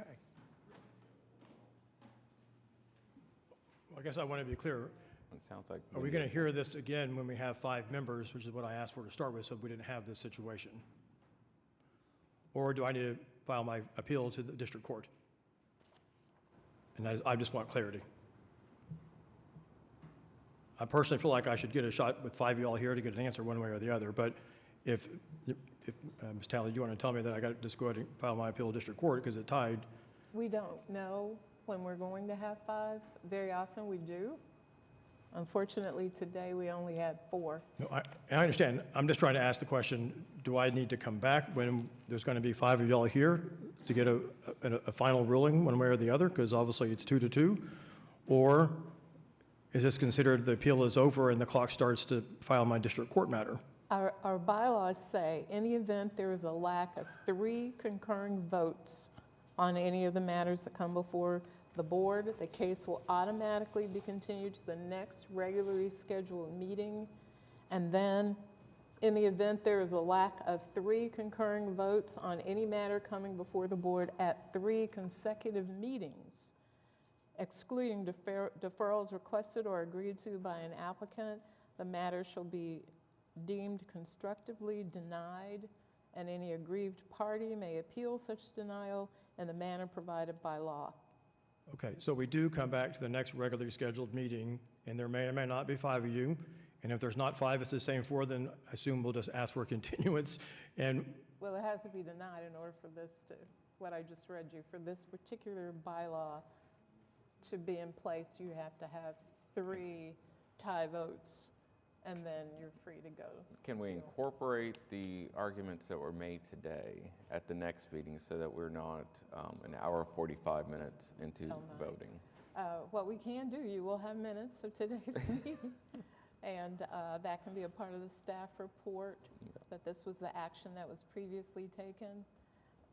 I don't know that we can say in the minutes specifically everybody's argument, but we can say whether it was approved or denied. There's also a scenario where, a motion to deny the appeal could be made, and you take another vote just to confirm it's 2-2. But to your point, the issue is, for coming back because there's another person, it wouldn't be fair to either party that we don't argue the merits to that other person. I understand it's unfortunate time consumption of you, but if we're only coming back so this one other person can break the tie here, both parties have to, I think, have the opportunity to put it back on. No, I'm good either way. Okay. Or So I'm again, trying to there be could mindful of your clients, being an attorney myself. Yeah, again, there could be an alternate motion because the first motion failed. So we have to make a motion to continue, or is it, you said it's automatically? It's You want to automatically. present a new motion, but I mean, that's the discussion with you guys. I think, like, as I've stated, the only thing that's kind of really still out there for me is determination of where the property boundaries are, because I agree with you, I don't fully, as a different interpretation of fee simple property versus a right-of-way than I've ever heard. But that's not the reason for me granting the appeal. Mine comes strictly based on the fact of, I believe that you can't meet the spacing requirements in the HP district, which lends itself to the question of where those properties extend to. So that is something that staff could look into further if you wanted more detail about where that line is from the poll that's being discussed. Staff could look into that and see if more information is available, if that would be helpful at the next hearing. Okay. I think it would be. Okay. I still say we're coming back next docket. I think you got to have 3 votes, one way or the other, and it doesn't matter. I'll assume that this will be carried over to the next regularly scheduled meeting. Yeah. Mr. Chair, may I be excused? That's the only matter I have before you all today. May I be excused? Yeah. Well, Thank you. Thank you. That's what I was reading. That's in 6 Yeah. form, but, I've always thought 3. 3 consecutive. No. 3 to go one way or Oh, another. Right. Yeah. Item number 2, which is case number 15732, request of Williams Box Forsham Bullard on behalf of Ideal Homes for a variance to side yard setbacks in PUD 1768 located at 3828 Northwest 176th Street. Good afternoon, David Box, 522 Colcord Drive. This came before you at the last meeting, and it's the concern being distance between buildings. So what we have done in the interim is we have, as of today, filed a lot line adjustment with the city's planning department so that in the after, what we will be able to maintain is 9 feet, 9 inches between structures. So we do need the variance, I think, to kind of bridge that gap because we've got a closing that's waiting to happen. But we are going to slide the building to the east over, adjust the lot line, and we will maintain almost that full 10 feet that the ordinance contemplates, which I think, given what I saw from the last hearing, solves the concern that existed with the separation. And you did say the lot line was going to be moved? Yes, sir. We filed that with the city today. And it's an administrative function, so there are no issues that we can see that would stop that. But I guess you could always condition that on the lot line being approved. So that's the one we're working on now where I've got Yes, sir. over 9 feet between. Yes, sir. Okay, Between structures. okay. Nobody signed up to speak on this one. Does anybody want to address the board on this application? Anything from, Where exactly is the lot line going to be? Do you know? Like 4.5, 4.5, or off the straight building? Okay. Caitlin Turner, 522 Colcord Drive. So the lot line, and I should have brought the exhibit with me, the home to the east is going to meet the full 5-foot side yard setback. So we're really going to, ultimately, it'll be a variance of 1 inch just for the 3828 property that's before you now. Does that answer your question? Yep. Okay, thanks. Oh, sorry, 3 inches. It goes to 12 inches. I don't do. Oh, boy. They don't teach rulers in law school. okay. We ready for a motion? A motion to approve case number 15732 for the purpose that it meets the statutory requirements for the requested variance on the condition that the lot line adjustment is approved by staff. Second. Okay, we have a motion and a second. Cast your votes. Thank you. All right, approved. Item number 3, case number 15739, is a request of Darrell McAllister on behalf of Kyle McAllister for a variance to NC1 track regulations in the NC Neighborhood Conservation HL Historic Landmark and Paseo Urban Conservation located at 529 Northwest 25th Street. Thank you. My name is Darrell McAllister. I'm the architect representing the applicants. And we are requesting 4 items, 2 setback items. We need to, and then a drive width item and also lot size. This is a property at 25th and Dewey, as you can see. It's actually a split property. It used to be a 150 by 50 property. The current lot size is, as described in the report, 3925, which is slightly less than the 4,000 square feet.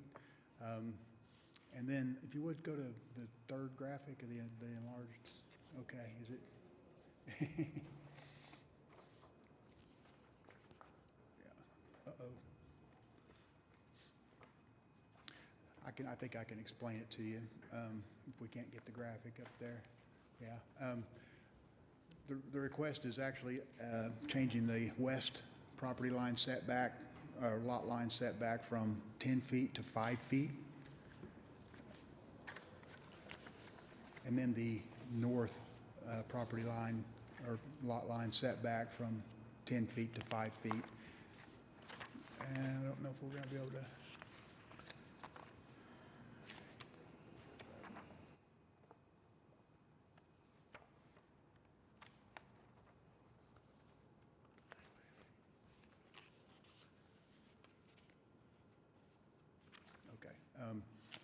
You have, you have that graphic, I believe, there.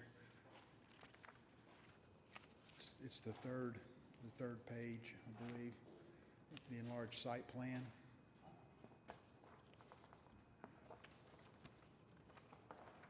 I don't have it, I didn't bring a copy of it, I've got it on my phone. We want to go back to the overall, oh, you got it? Okay. Okay, great. We are proposing a single-family, two-story single-family home on a vacant lot at 25th and Dewey. It's been quite some time, and our applicants purchased the property. Since the lot is a half lot, it's 50 by 76, and with those setbacks, it really prohibits us from doing a fairly 1,800 square foot single-family home. And so by increasing those setbacks, decreasing those setbacks, it allowed us to provide a two-story home that's a bungalow style that's been approved already by HP. So all of these items actually have been approved by HP in July. And if I could, there we go. And now we got it.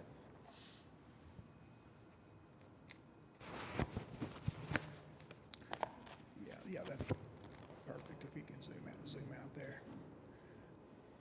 Oop. There we go. A little bit more. Okay, yeah, this is very good.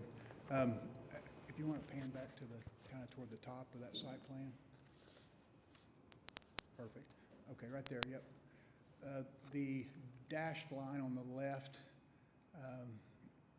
adjacent to the fireplace there on the first floor plan on your left, is actually the setback line that's proposed of 5 feet. And as you can see, it's actually a total of about 8 feet off of the sidewalk. There's a sidewalk that goes straight north into the Paseo area. So that setback line was originally described as 10 feet, and it actually narrowed up our lot to the point of 30 feet, which is much narrower than all of the adjacent lots, which are actually the buildable area is 40 feet. So this is a proposal that would just match the other lots on the west setback line. And then on the north, as you can see up there at the top of the garage, that setback line is actually proposed to be 5 feet from the lot line as opposed to 10, which is described in the ordinances. So that's two of the items. And then the drive width, we do have a double car drive, a double car garage with a double car drive, which we would match the width of those garage doors. And then I mentioned the lot size. So there is precedence for the double wide drive off of Dewey. There's several driveways to the north, and then actually more as you go south toward Mesa Park on Dewey.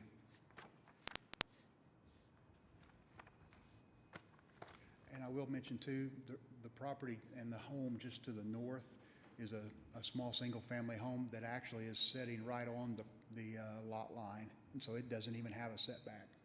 It's literally within I think about a foot from the sidewalk. So you're walking right in front of those people's windows. So this is actually substantially. I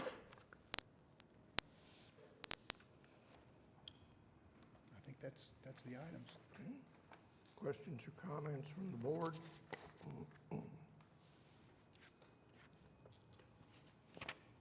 The HB application was approved. So this is only to us because they were making a recommendation? Yes, Sarah Welch, Planning Department. On your screen, you'll find the staff report, and Katie Friddle's here to answer any questions, but one of the conditions of approval was that they come to the Board of Adjustment to approve the variances as necessary and as presented to the commission.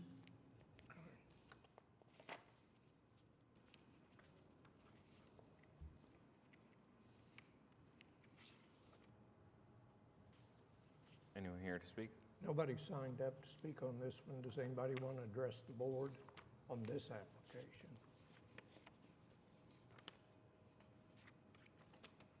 Okay. Questions, comments from the board? I'm fine with it. All right, I think we're ready for a motion then. Motion to approve case number 15739 for the purpose that it meets the statutory requirements for the requested variance. Second. Okay, motion and a second, cast your votes. You're approved.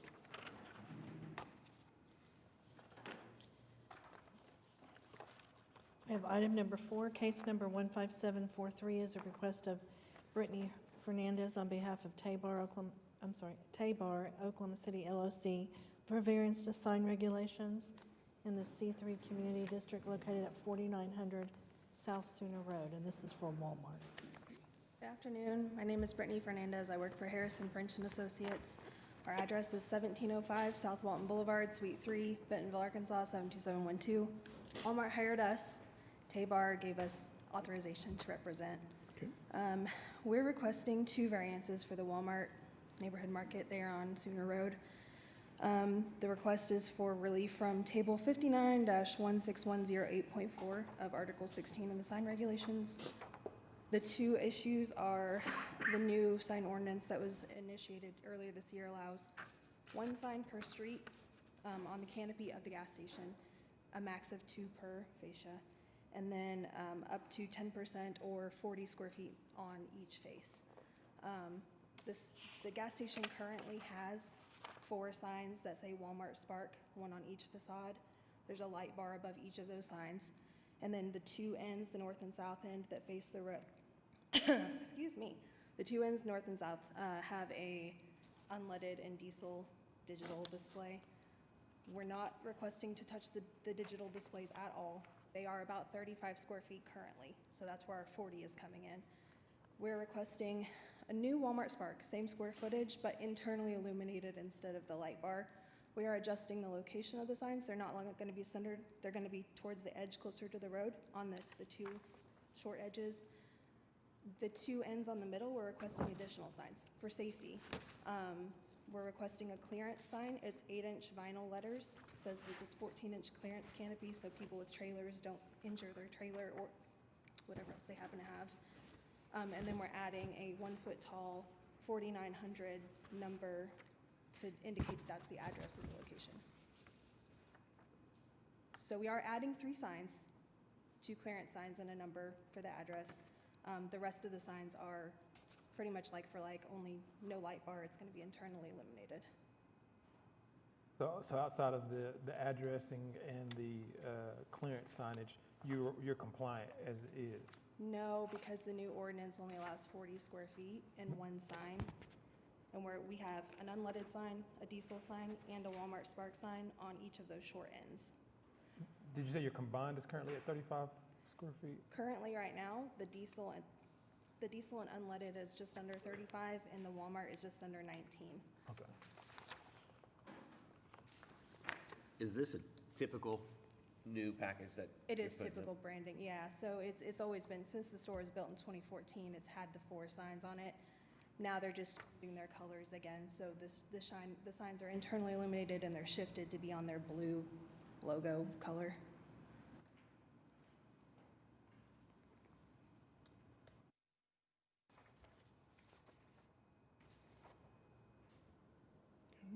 Nobody signed up to speak on this one. Is there anybody that wants to address the board on this application? Okay, anything from the board members? Nope. So I'll make a motion to approve case number 15743 for the purpose that it meets the statutory requirements for the requested variance. Second. Okay, motion and a second. Cast your votes. You're approved. Thank you. So we have item number 5, case number 15750, is an application for a special exception by Cherie Harris to operate a child care center located in the R1 Single Family District located at 617 Northwest 88th Street. Good afternoon. My name is Cherie Harris. I am the owner of the property located at 617 Northwest 88th Street. And we're seeking the special exception from the City of Oklahoma City to operate a child care center at this location, which has historically been a child care center since the 90s. The building has been vacant since 2018. We acquired it in June 2022 with the goal to continue the legacy of this property as a neighborhood child care center for families in the immediate area.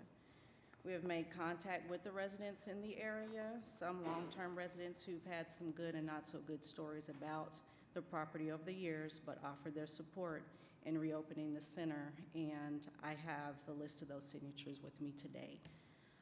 We have had the necessary fire and sprinkler system inspections done in February of this year, as well as in August of this year.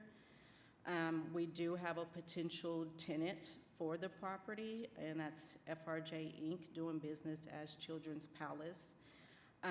They will operate it as a full-time daycare center Monday through Friday from 6 a.m. to 6:30 p.m., and they have 8 years' experience in the business. Anything from the board? I don't have anybody signed up to speak on this one. Is there anybody that wants to address the board on this application? Okay, I think we're ready for a motion then. Motion to approve case number 15750 for the purpose that it meets the statutory requirements for the requested special exception. Second? Motion and a second. Cast your votes.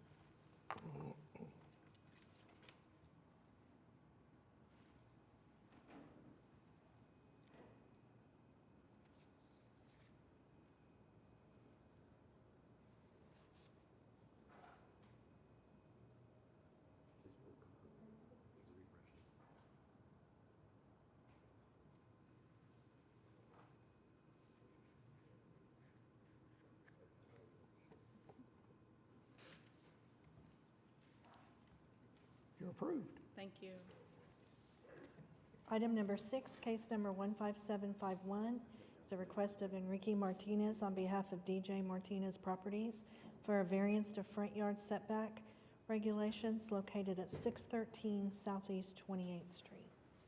Good afternoon. My name is Kenneth Watson. I'm an attorney, and I represent the Martinez Properties. This is a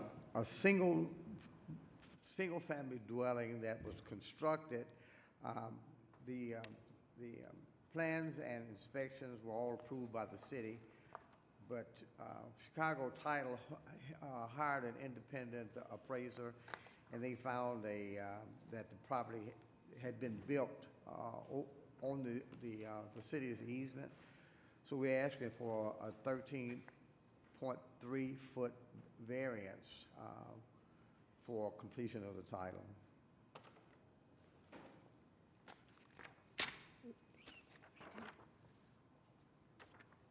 Okay. Anything from the board? When was this built? Pardon me? When was this built?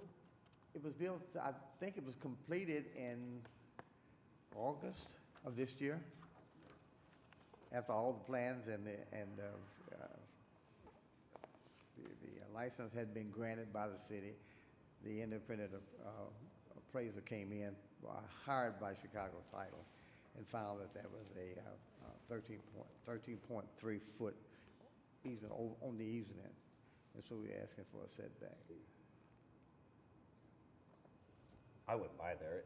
It looks all right. It is sticking a little bit further out than the other homes, and there's a splattering new homes all around it too. Right. Still, it kind of gets me that you pull a permit and the city comes out and knows what the setback is supposed to be and still allows the foundation to be poured.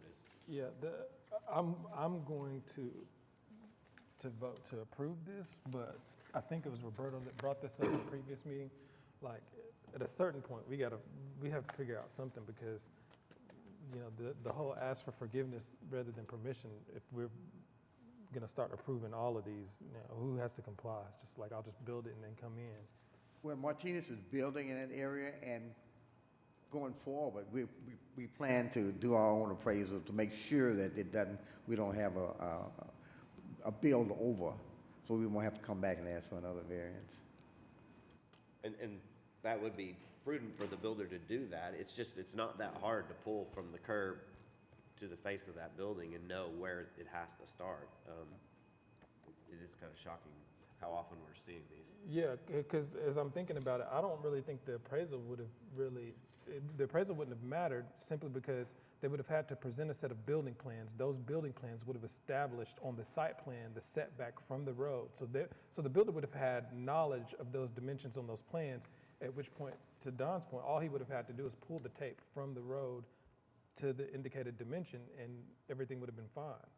Well, I have a question. If the city comes out and grants you permits, don't they have an idea where the easement starts rather than giving him approval to build?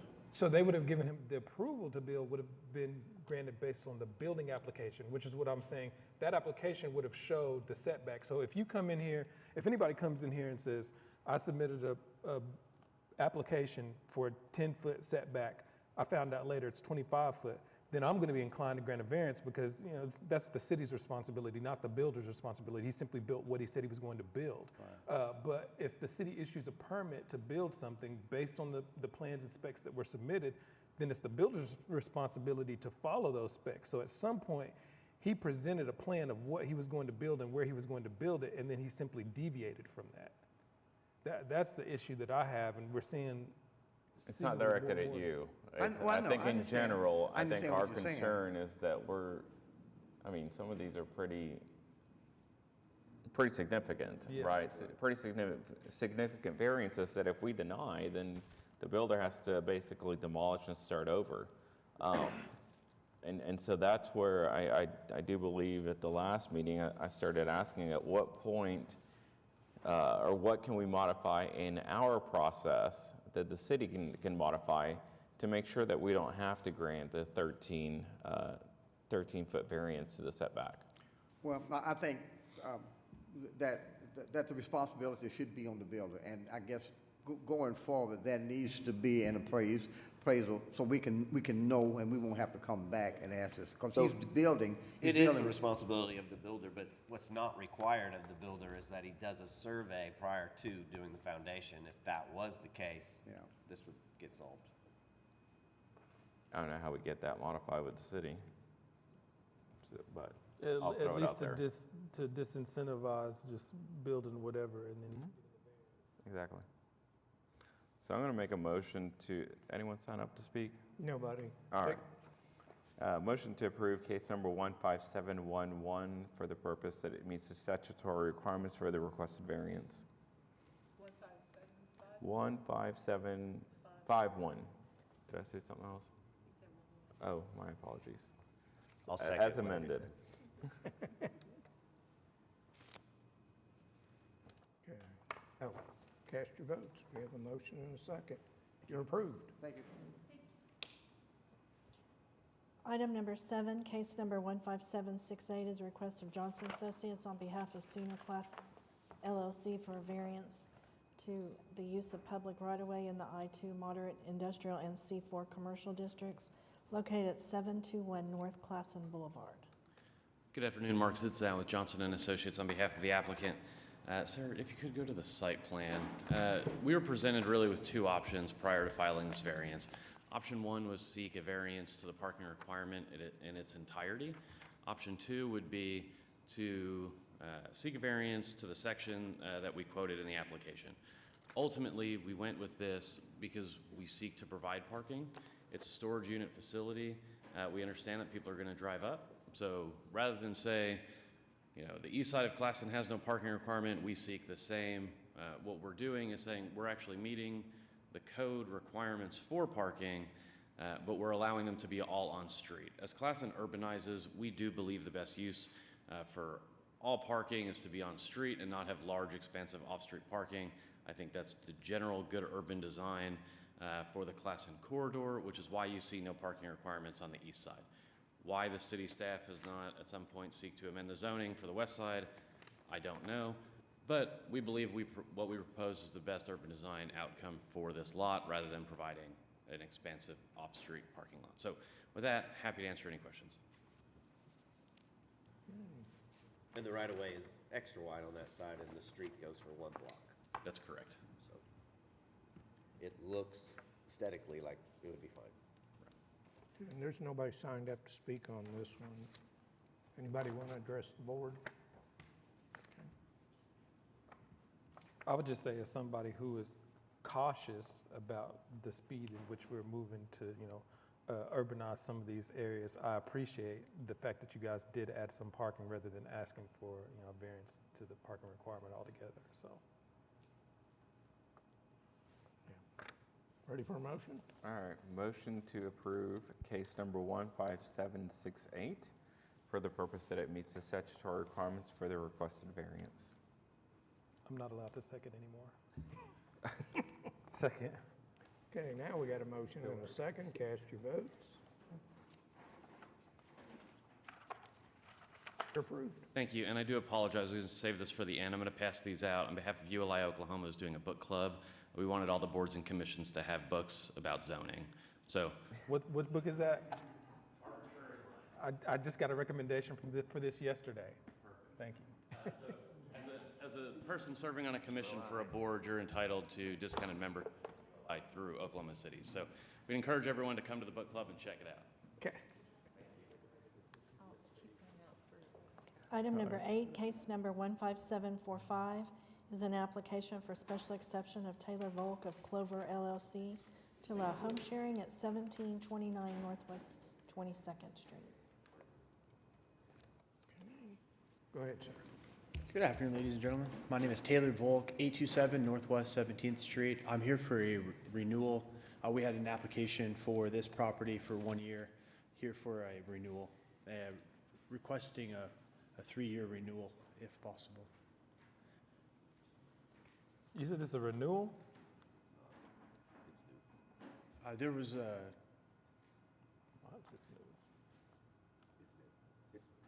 It's a new application because the permit expired for the special exception, and I believe the license also expired on this one, right? Yeah, it was granted April 6, 2023 for 1 year through 2024. Yep, so if they expire, then you get to start over, which isn't that much of a difference. yes, I understand. I had a property manager do the paperwork on this property when we had initially had approval. And learning processes, we found that had elapsed. We did have a license that expired, I believe it was September 28th, just a few days ago, 4 or 5 days ago. It turns out somehow the license was issued out to that date, but the requirement for special exception also required. Yeah, I think this Which property- is something I don't know how it happened, but that's something I also learned. Well, in this one, the you didn't get a permit portal license. said there was no license issued. Right. And So you got a special exception, but you never got a license on this property. And I called them about that. Won't have an explanation for that. From everything I can tell, we have receipts for the payments being issued, but I don't understand that particular instance. In any regard, I hope that we can. But I know this is your business Yes. to do this, so Yes. what we're telling the applicants is to be cognizant of the dates and to file that application in a timely manner so that you can get a renewal. Yes, absolutely. Okay, anything else? I got one signed up to speak. Okay. Ginger Myers.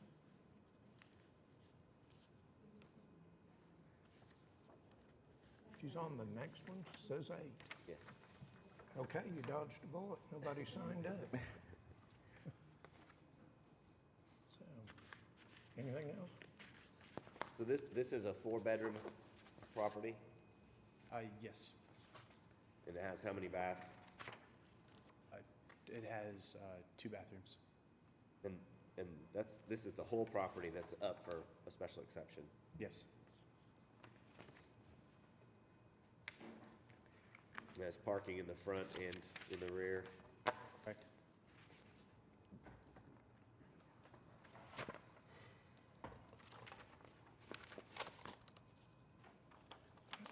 So I just want to make a couple of adjustments to the application.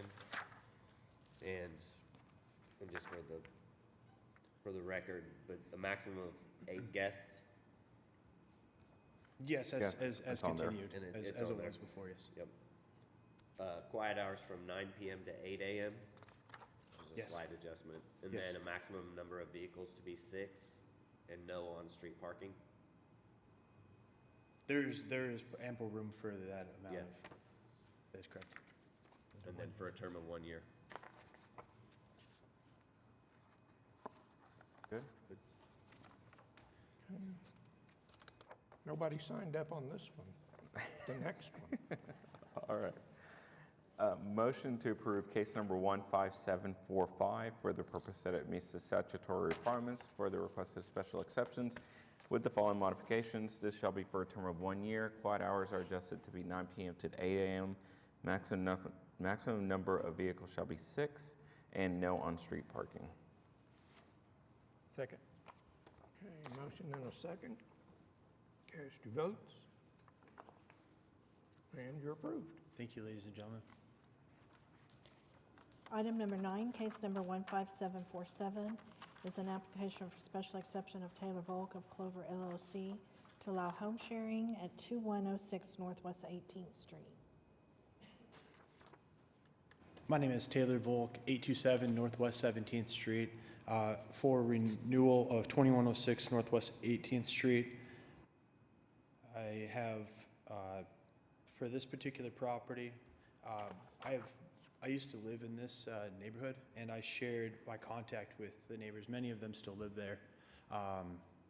And during the last meeting, prior to, I had discussions with the neighbors on this property that were going to be home sharing, and they sharing that contact information with one new neighbor at that time. And as of then, there has not been any complaints or any notices brought to my attention. I haven't had any neighbors reach out to me, positive or negative, for this particular property seeking renewal. This one I do have. Ginger Myers.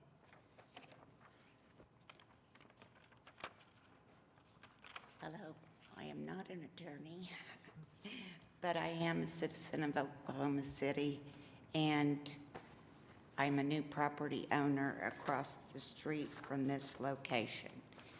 Before I purchased my home, I looked at the zoning area, and it was R1, but since I've moved in, Mr. Volk also owns the home right directly across the street from this one, and that's 2115.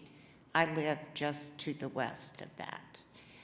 Since I moved in, I have a number of concerns, especially about the parking on the street.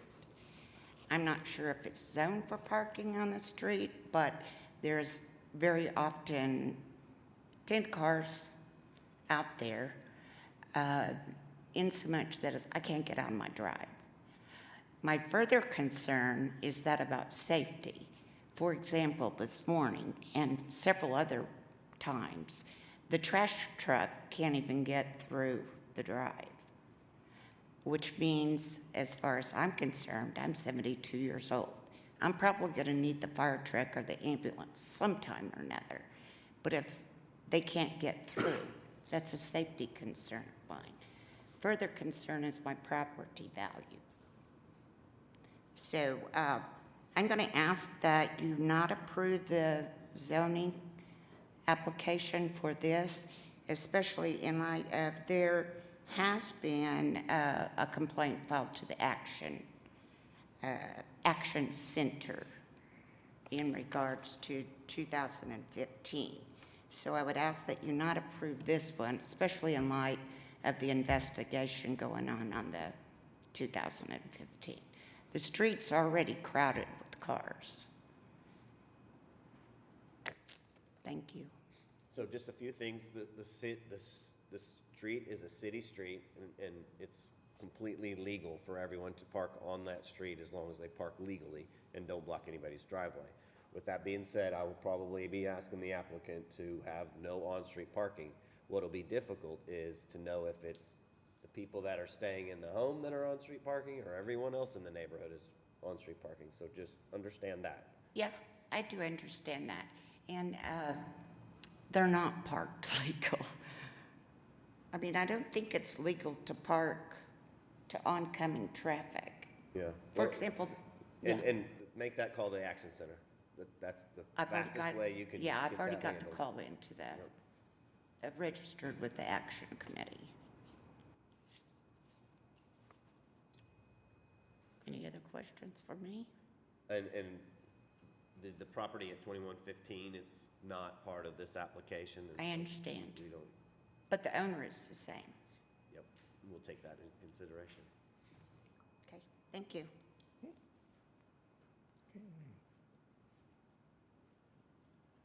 We haven't had the pleasure of meeting formally here. If you have a moment after. Taylor? Go ahead and do that I'd love to- outside. Okay, Catch I'd love it to, I'd love to outside. just tell the, Yeah, so. publicly that I'd I'll- love to share my contact. Yeah, We got it. I'll say that. Share your contact with her so that she can call you directly. Absolutely, absolutely. And she said she owns the house to the west. I know the house was for sale for a couple months. The previous owner, Andrew, I had been good friends with him previously. If that's the same house, I think it is. It's the only one I knew that was for sale. But in other things that she had mentioned, street parking versus parking on the driveway versus parking on the street. We have ample parking for the driveway. I believe we can park 4 or 5 cars there easily, so that is definitely going to be a rule that I'm going to be putting into my requirements for being able to rent this as a short-term rental. So to go with that, I would love to offer that. I believe that is already something we encourage and also put in for, I believe, all properties. If we have the parking, you should use the parking. We don't want to crowd city streets, and that's a good point she's made. I haven't had the pleasure of meeting her, so I wasn't aware that there was any complications. So for both properties, I'd love to meet with her if she wants to talk about that further, how we can remedy. Love to. I just so happen to particularly I love this neighborhood. I care about the citizens and the neighbors. I know most of them still. They have been there since I bought the house in 2018 and 2019, the one that crossed the street. So about the same period of time. So I hope that I answered and hope that I made you feel comfortable that I do care what these neighbors do say and how they interpret their property values. I had a part in rebuilding that house that she bought, so I think that is something I would just like to say is great. I really love this neighborhood.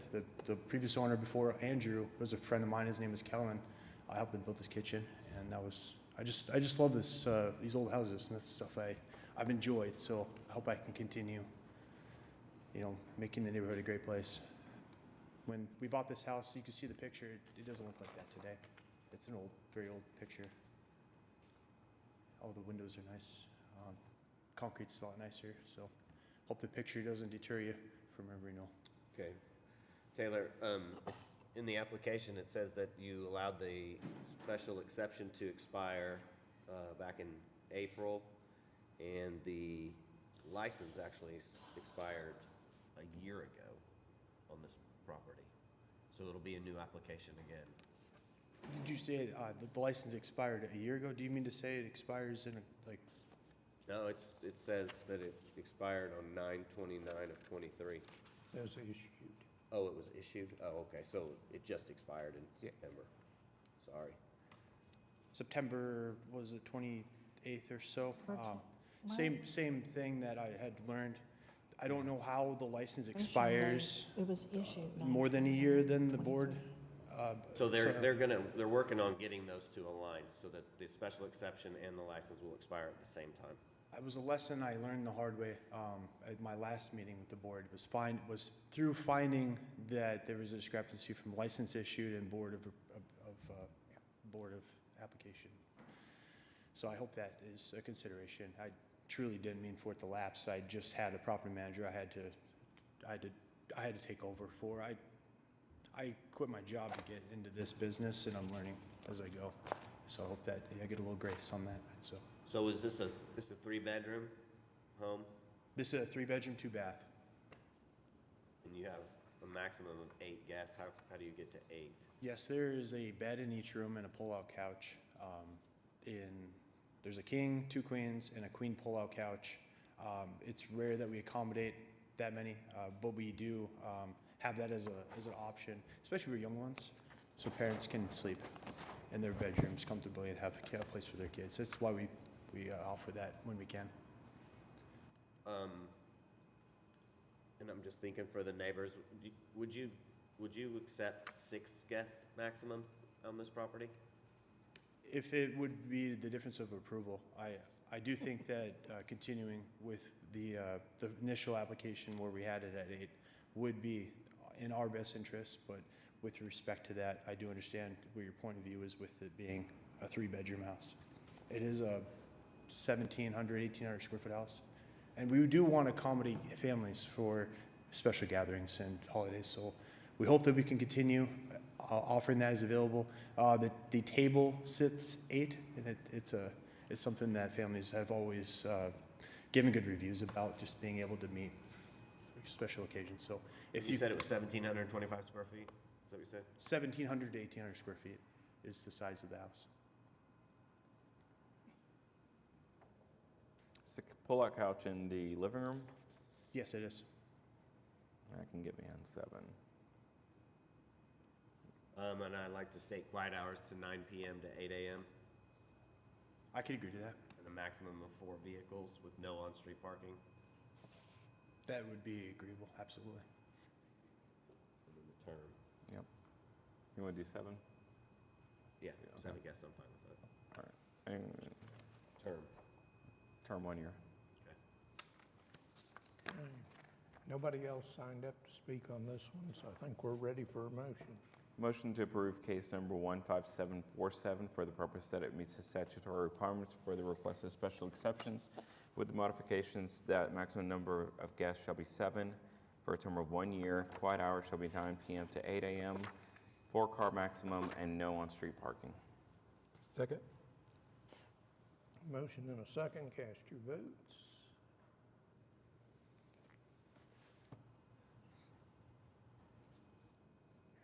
And Taylor, you obviously have a person that lives right across the street that's looking at this property, so I would advise you to operate it very Absolutely, well. absolutely. We always will, Your refresh. most certainly.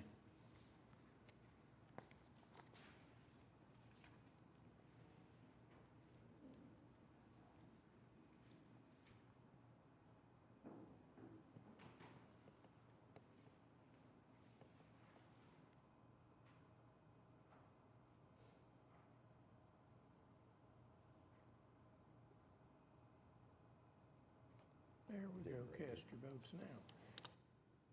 You're approved. Item number 10 is case number 15748, which is an application for special exception by Kathleen McBride on behalf of Alex 98 LLC to allow home sharing located at 708 Northwest 30th Street, apartment number 4. And this went to the Historic Preservation yesterday, and they gave approval recommendation to the board.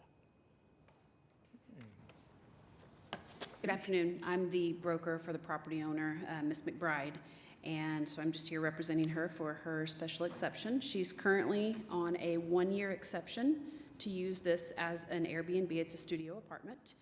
It is in an 8-unit building that is primarily residential, where we have long-term tenants.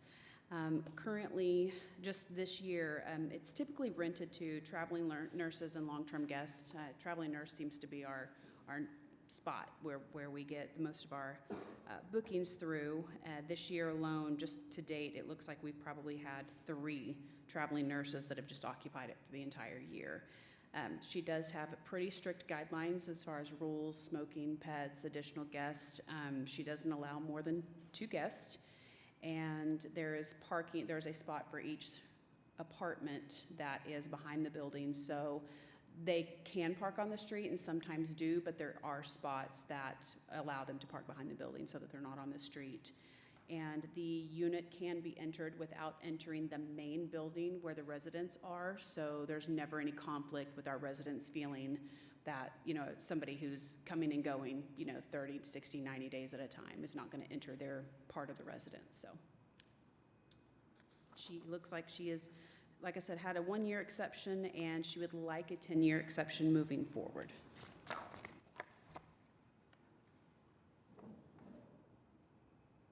Okay, I don't have anybody signed up to speak on this one. Just make a little bit of adjustment to the application and add the quiet hours from 9 PM to 8 AM.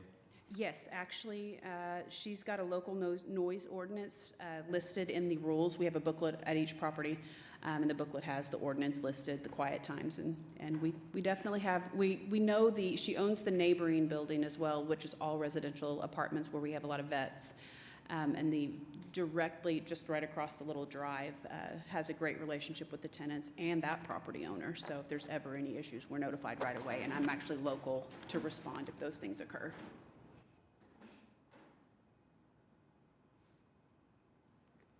Is this the first renewal? Yes, I believe it's the first renewal for this one. Okay, on first renewals, I'm usually applicable to a 3-year term. Okay. And then I'd like to just state for the record, a maximum of 1 vehicle. Yes. And no on-street parking. Right. Okay.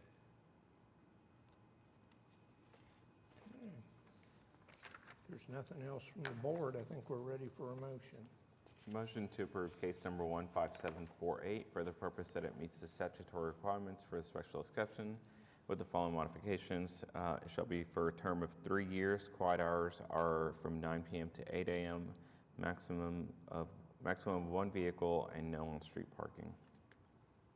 Second. Okay, we have a motion and a second. What was the term on that? 3 year. You're approved. Thank you. Item number 11, case number 15749 is an application for special exception by Chris Dillon on behalf of Dillon Properties LLC to allow home sharing at 3005 North Warren Avenue. Good afternoon, Board. Libby Ross with Co-Host Oklahoma, here to represent Chris Dillon. So I believe we probably have a couple of changes to make, considering I believe it's a lapsed permit here. And then I believe one other change I know that y'all are going to want to make is 8 AM instead of 7 AM on the rules.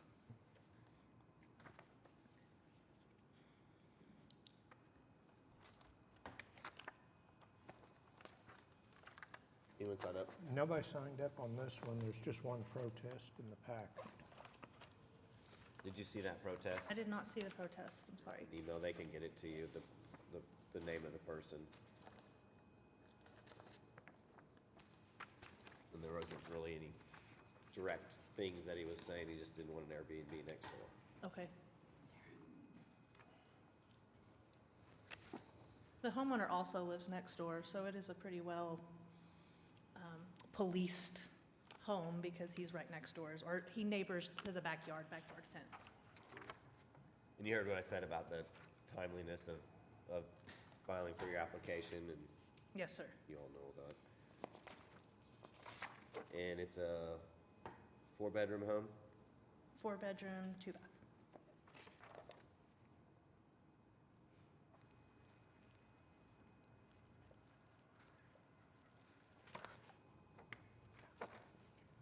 A maximum of 8 guests? Correct. Quiet hours from 9 PM to 8 AM? Yes. You know, you can put a lot of cars in the drive. Yeah, we can stack him in there. And then he also has, we recently had a work crew with trucks and trailers. We actually just let them park at his house to accommodate the trucks and trailers. So I would say a maximum of 6 vehicles and no on-street parking, Okay? in a term of 1 year. Nobody signed up on this one, so I think we're ready for a motion. Motion to approve case number 15749 for the purpose that it meets the statutory requirements for the special exceptions with the modifications that this shall be for a term of 1 year, quiet hours from 9 PM to 8 AM, maximum number of vehicles at 6, and no on-street parking. Second. Okay, motion and a second. Cast your votes. Thank you. You're approved. Okay, Item number 12 and 13 are discussions and recommendations on proposed ordinance amendments relating to the zoning and planning code, amending Chapter 59, and amending relating to business, amending Chapter 13.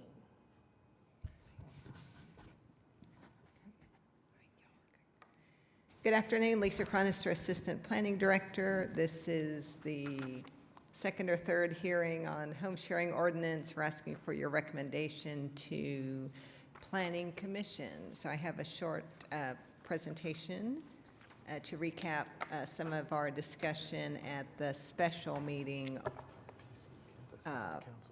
September 13th. So real quick, just the existing regulations were adopted in 2009, and they haven't been updated since.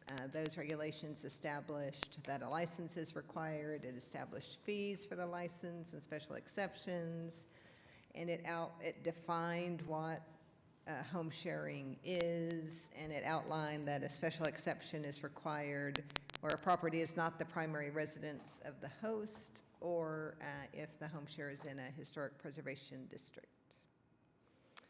So we're proposing several changes, but to point out what's not changing is the requirement for home shares to obtain a license. That would still be required. They would still be required to obtain a special exception if it's not the primary residence of the host or in an HP district, and nothing in this ordinance is changing any of the fees. So a quick summary of the proposed changes. I'm going to run through what the changes were proposed when we introduced this item at council and what we introduced here. Talk about some additional potential changes that have been discussed in various meetings.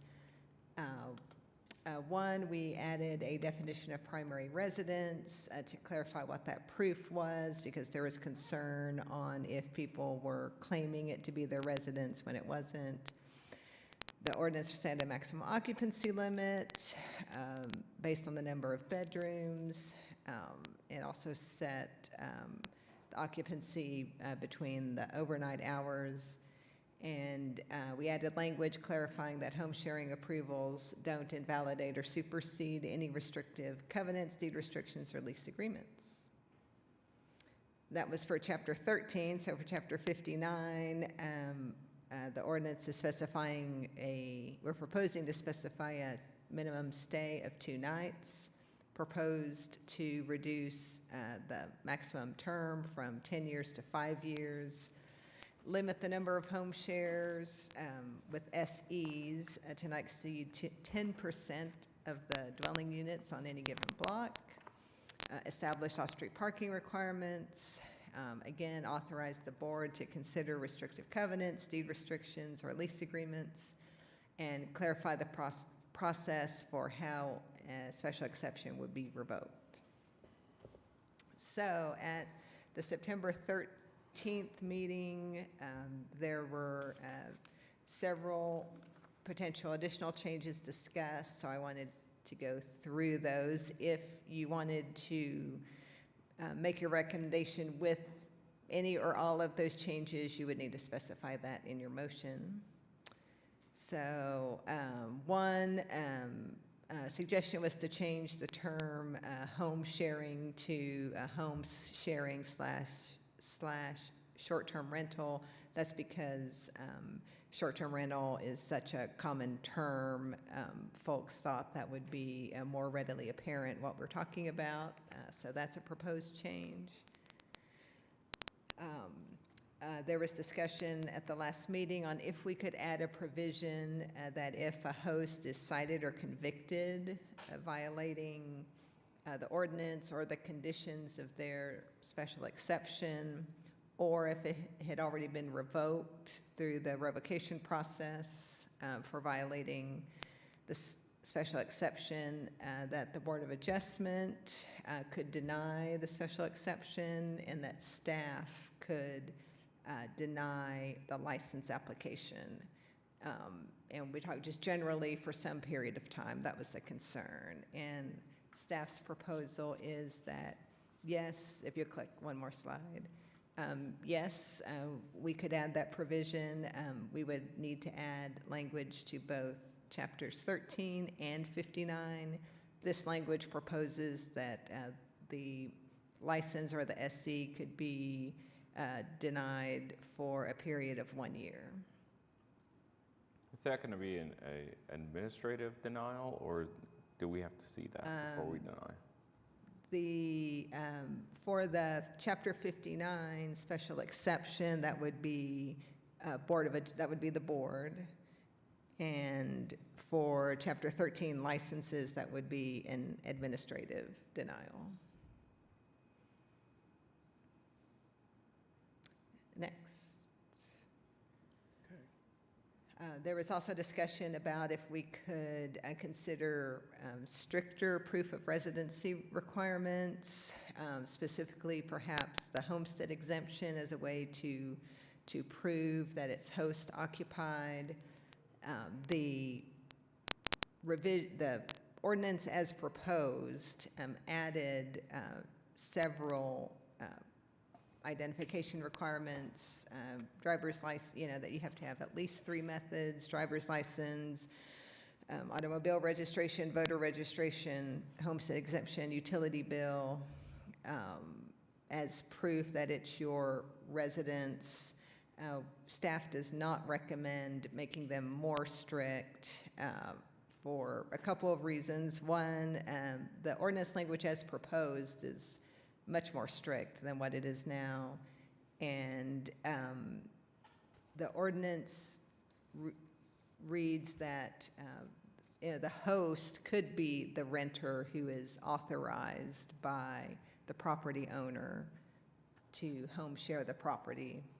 So if they have to, a renter would not be able to provide a homestead exemption. So staff proposes not changing what we've already proposed. Consider setting a maximum number of total days that a host-occupied home share could be rented. Staff is also not recommending this, again, for a couple of reasons. Host-occupied home shares, except if they're in HP districts, they don't have to get a special exception, because the assumption is that if the host is living on site, that they're providing enough oversight of parking, noise, other housing maintenance, other nuisances. And if we're already strengthening the proof of residency requirements, that should help address that concern. Also, enforcement may be difficult. To clarify who may file a special exception, the existing language in the code, there was questions about where it says, or any person having a right of ownership in, but we believe the intent is, or any person authorized by the owner. So, for example, a renter could be authorized by the property owner to home share the property. Then 3 related changes to Chapter 59 text, specifically 599350.38.1.f. One, to reduce the maximum term of home sharing SE from 10 years to 3 years. Our original draft proposal was 5. Several members have voiced support for 3. Clarify if the application is technically a renewal or a new application. So there's some language cleanup related to that. And then clarifying that the board is approving special exceptions, not just reviewing them. And all of this language is picked up on the next slide that shows exactly what the edit to the text would be. And it also specifies, what within 30 days of the expiration date of the previous special exception. Next. So to circle back around on a question that was asked at September 13th, and that was if the home sharing special exception tracks with the applicant or with the property.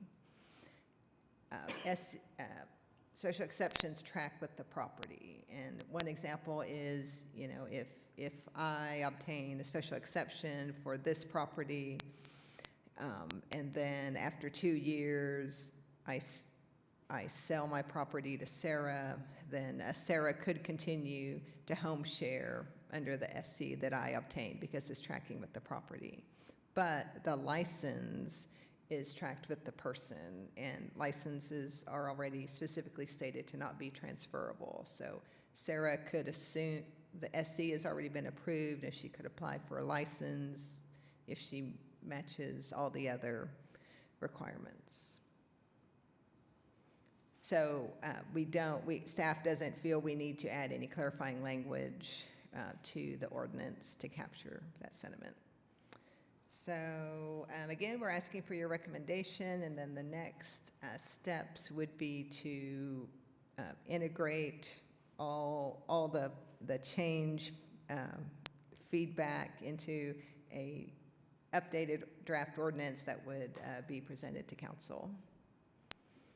So I'm happy to answer questions. We also have Jill Burnett with the Municipal Counselor's Office, who has been working hand in hand with us on this effort since the beginning. Questions, comments from the board? Yeah, I think mine is simple. I understand the staff doesn't recommend it, but I'm going to still suggest that we include some language, I think limiting the number of days.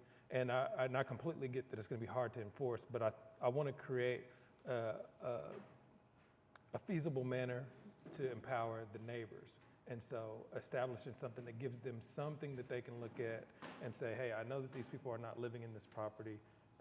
They should have to get a special exception like everybody else. So what I'm going to ask when we make the motion is that we limit the number of stays to 10 days. And I know that that's quite low, and I intend for it to be that way simply because there is a path if you want to have somebody stay longer. It's not like you can't operate a short-term rental. So even if you live in the home and you want to operate as a short-term rental and want to go in excess of that 10 days, there's a path that's already provided, which is the special exception. And I need clarification on the other point that I wanted to bring up, which was I know you said the fees aren't changing, but I feel strongly that we need to really disincentivize people operating without a license or a special exception.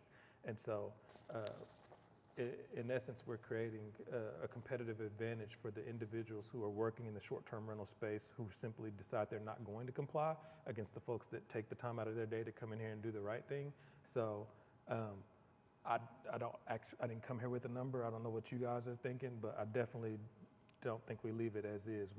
There's already evidence that people are abusing that. What are the fees right now?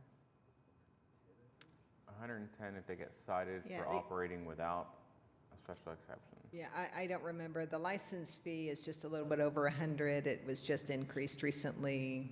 The to file for a special exception is 300. And then I don't know what the citation costs are.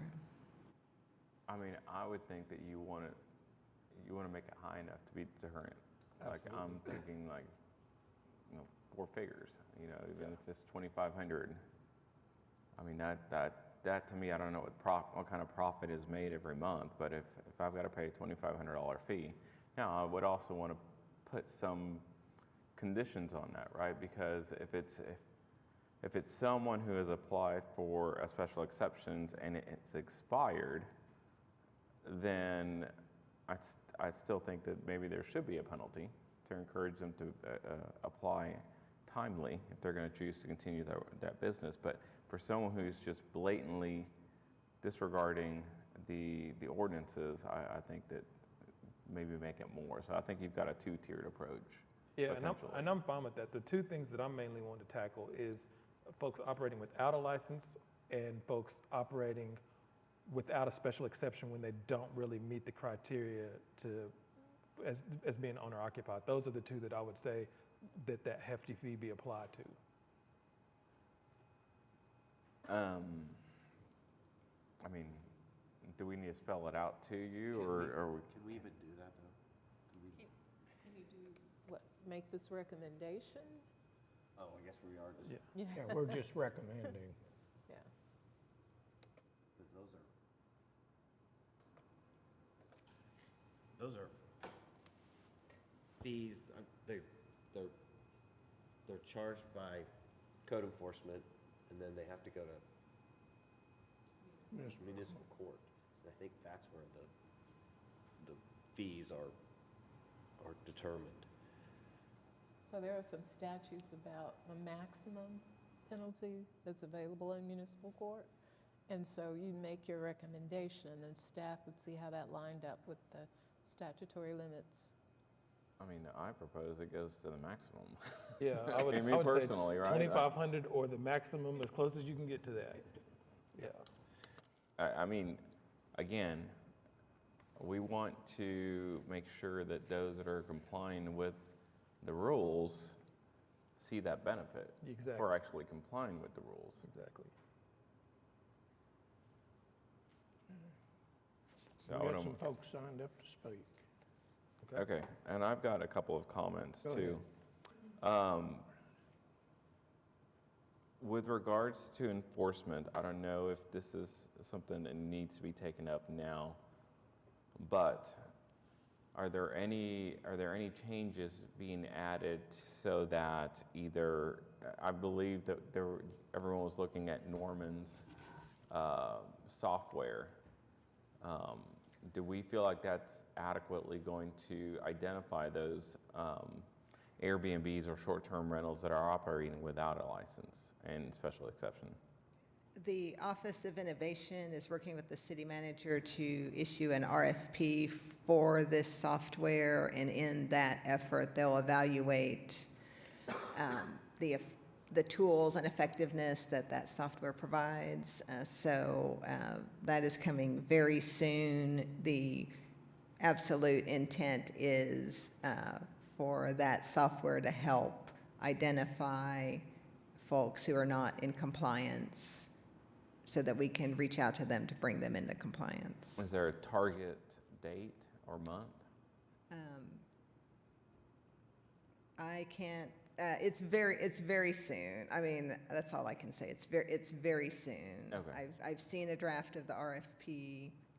They're collecting comments on it before it's sent out. Okay. I mean, But I after our meeting on the 13th, I forwarded them the information on Norman because a lot of the operators were saying it was a pretty good system. yeah, I mean, it does no good to impose fees if we're not going to have someone to actually go out there and identify those cases. With regards to allowing the Board of Adjustment to consider covenants and restrictions, a concern of mine is that for those long-term renters, I know that data has been used in the past that people who have long-term rentals, you may have a person in there for a year, is that considered a business that violates the covenants and restrictions? Do we need to differentiate how a short-term rental versus is different than a long-term rental as far as whether or not it's actually a business? And I don't think that you would have an answer, but I'm just posing that question to council as to that argument could be made. And as someone who owns, publicly I'm going to acknowledge, I own at least one long-term rental. And that would definitely be a problem if there is, an HOA in those neighborhoods, and I haven't looked at it. Yeah, I mean, I will ask legal to come up and speak. It's my understanding that for it to be considered by the board in terms of what's in the deed restriction or covenant language, it has to say home sharing or short-term rental. So that It has to specific exactly. language. It has to be very specific. prohibition on businesses would not be specific enough to, Okay. for the board to find that the covenants restricted short-term rentals. Okay, all right. And with that, if that gets passed, is it retroactive? Or how do, let's say someone's got a special exception, and then the neighborhood takes action to amend their bylaws to not allow short-term rentals. Is there going to be some guidance as to what happens to those people that do have that special exception or license? The language as proposed would allow people who already have special exceptions to come in and renew those without taking the restrictive covenants into account. Okay. As long as they renewed it timely. Timely. Right. Okay. Does that consider on the licenses? I know that, the license is an opportunity to kind of remove some of these. Not that I necessarily want to remove them, but I'm just trying to make sure that we don't see a bunch of lawsuits as a result of it. I don't know. Is the language going to be specific that it shall not be considered? I guess for the board, we're not going to consider, but there's going to be language then also that someone renewing their license, that it's fine as long as it was prior to when that amendment was made. Okay. All right. I can also foresee the scenario that someone who has that license and has been grandfathered in, their homes are definitely going to be worth a little more if they go to sell. And I know that that's not something that we need to factor in, but I can see that, asking for more money as a result of that. But just a comment.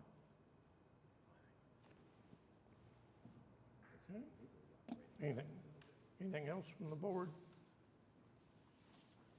All right, we have to look at these items separately, but we covered both of them. Hang on just a second. I was going to say, there may be people wanting to speak. Pardon? I wondered if there were audience members who wanted to speak. Oh, yes. You're not done, Lisa? We took items 12 and 13 together, even though we've got to vote on them separately.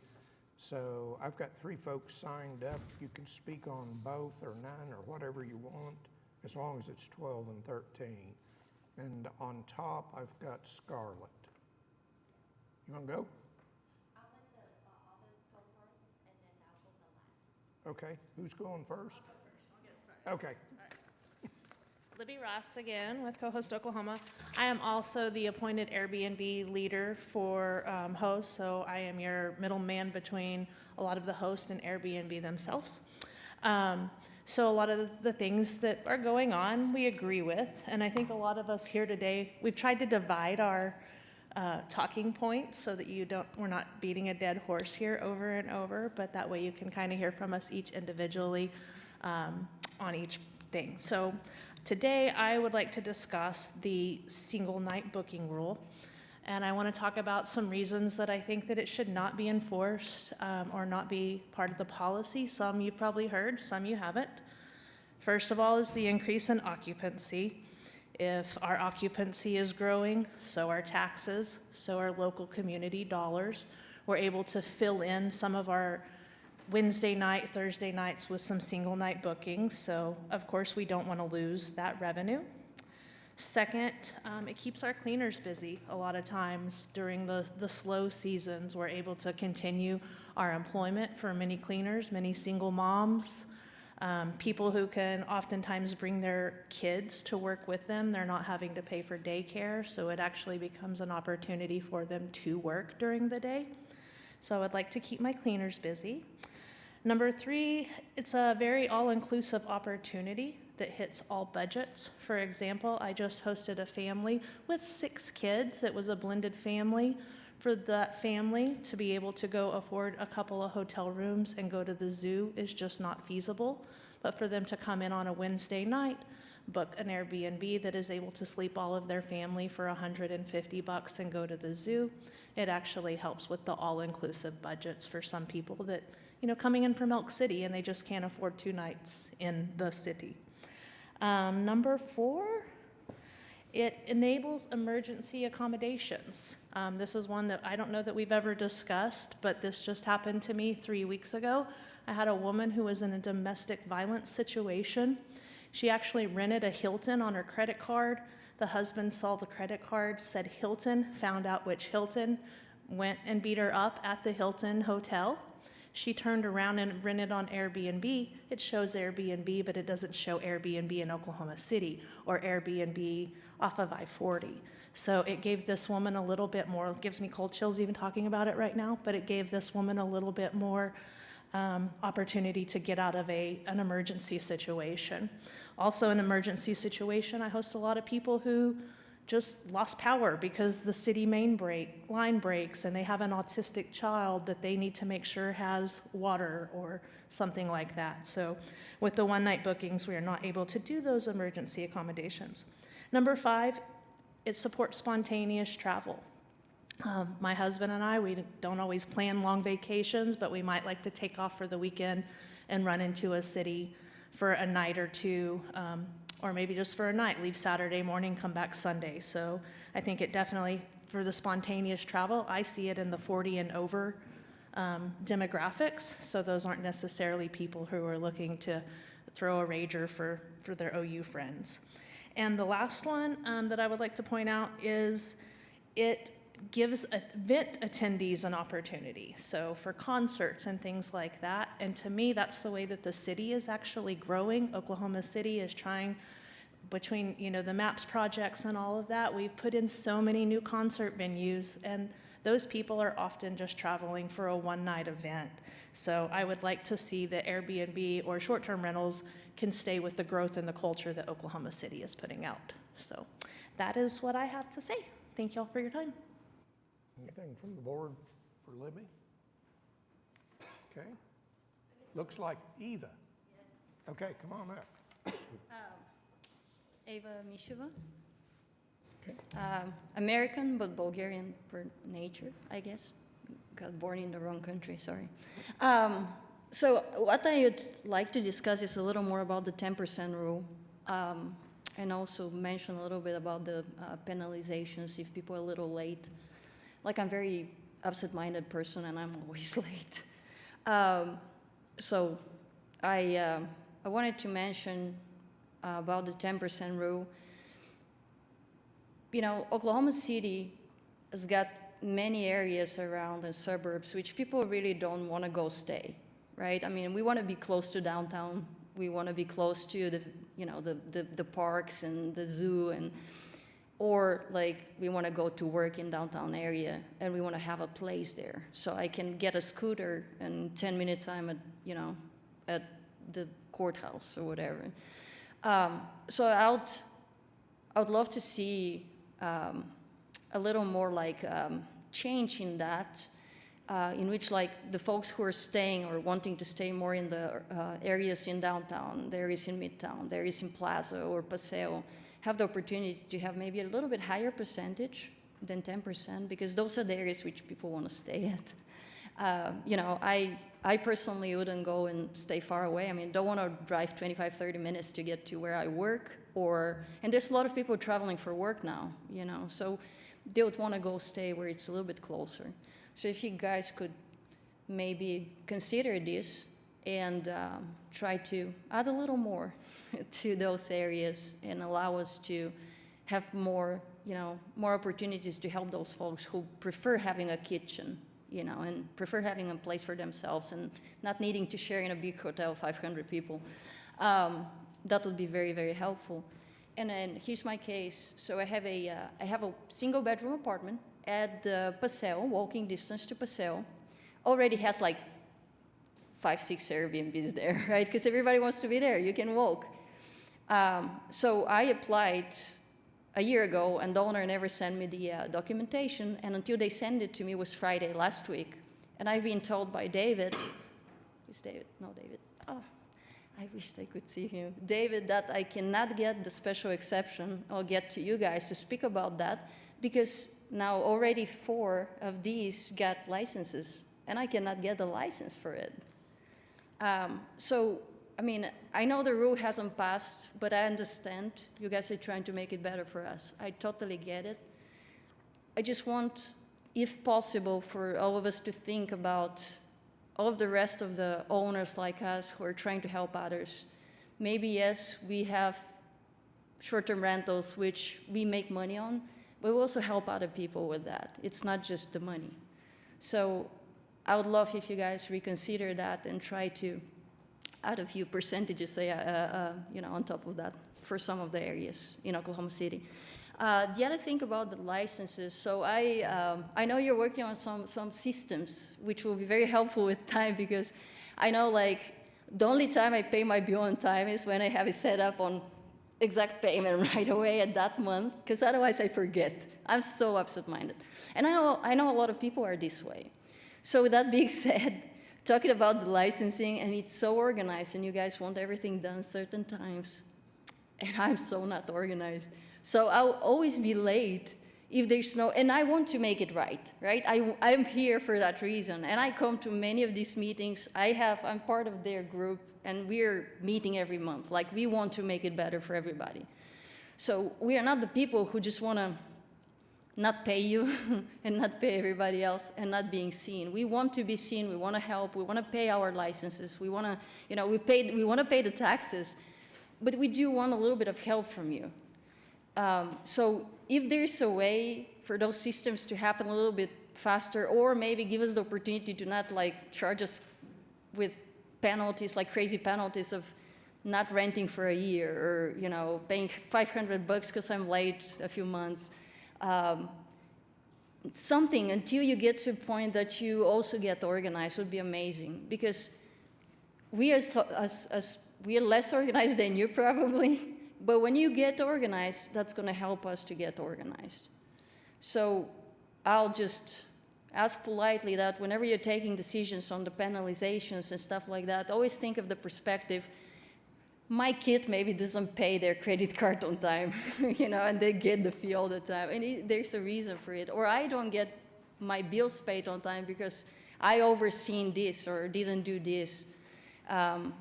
So we all make that mistake. So hopefully, we can find a way to make it easier on us as well.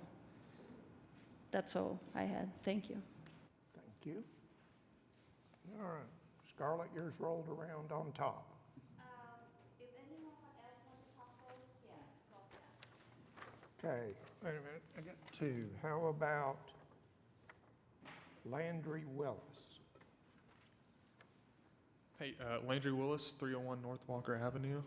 Do government affairs for the Oklahoma City Realtors, and just want to say we support this ordinance, but the 2-night minimum stay we think is a little bit restrictive on private property rights. We get the gist of it is to stop the one-night parties, but just want to say we feel the occupant limit would better satisfy this. I think you guys hear from the home sharing operators that the one-night stay is kind of vital in their business during the slow season and the slower months during the middle of the week.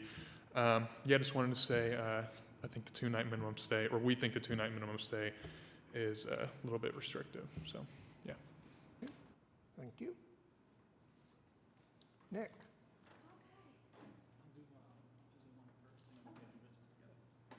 You guys sort it out. I got both of them. Thank you. Nick, thank you for taking the time to discuss this again. So I just wanted to talk about 2 small topics, which was the parking, off-street parking only. I think it should be, the requirement should be a designated off-street parking or designated parking, but not restrictive to only off-street parking, because a lot of these streets are public right-of-way, or not public right-of-way, are public streets, so you can't restrict a citizen to park on the street, and I can't control if a neighbor a few houses down, or even if I go to my own house and park in front of my house, that shouldn't be an avenue for now the next door neighbor to complain that I'm parking in front of my own house. So I think that ordinance should be just modified a little bit, not to say off-street parking, but to say designated parking spots. I think that would be a little bit more fair and more respective of citizens' rights for parking in public streets. The second one I want to talk about was the new proposed change, which was the maximum number of nights allowed on, for short-term rentals. And I think I can understand the case of, wanting to restrict the number of primary residences that are being applied for. But I think this is really going to penalize a lot of these other citizens that have these houses that have mother-in-law suites, garage units. We're hearing the ADU ordinance come up pretty soon.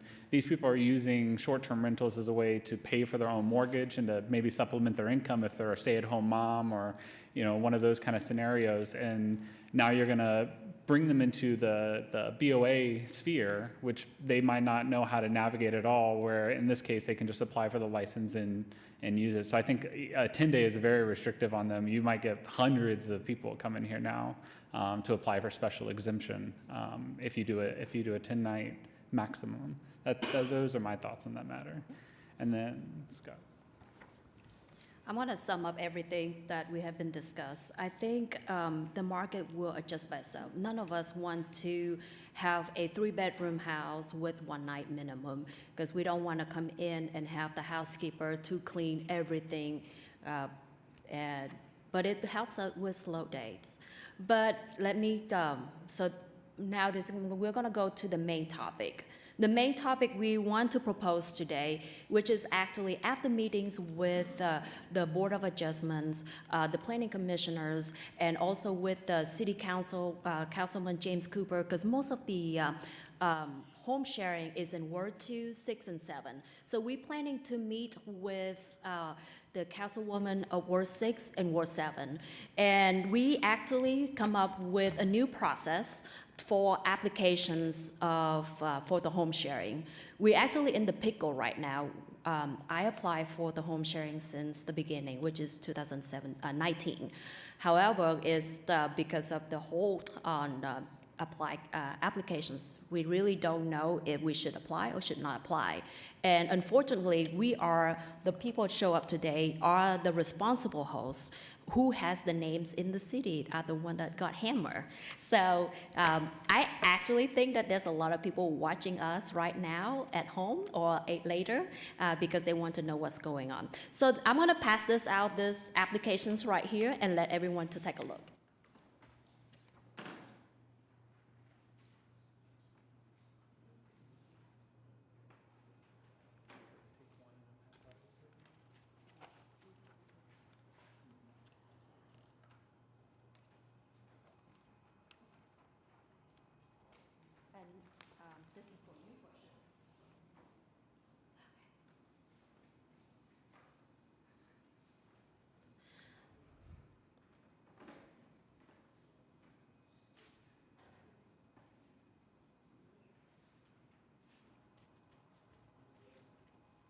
Right.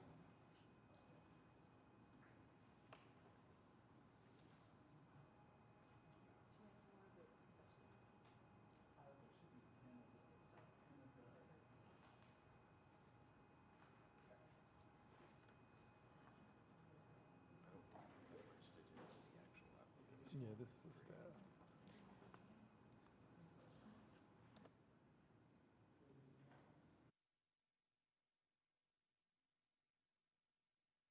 Maybe for them. Yeah, Lisa needs to have a copy as well. Yeah, I think she.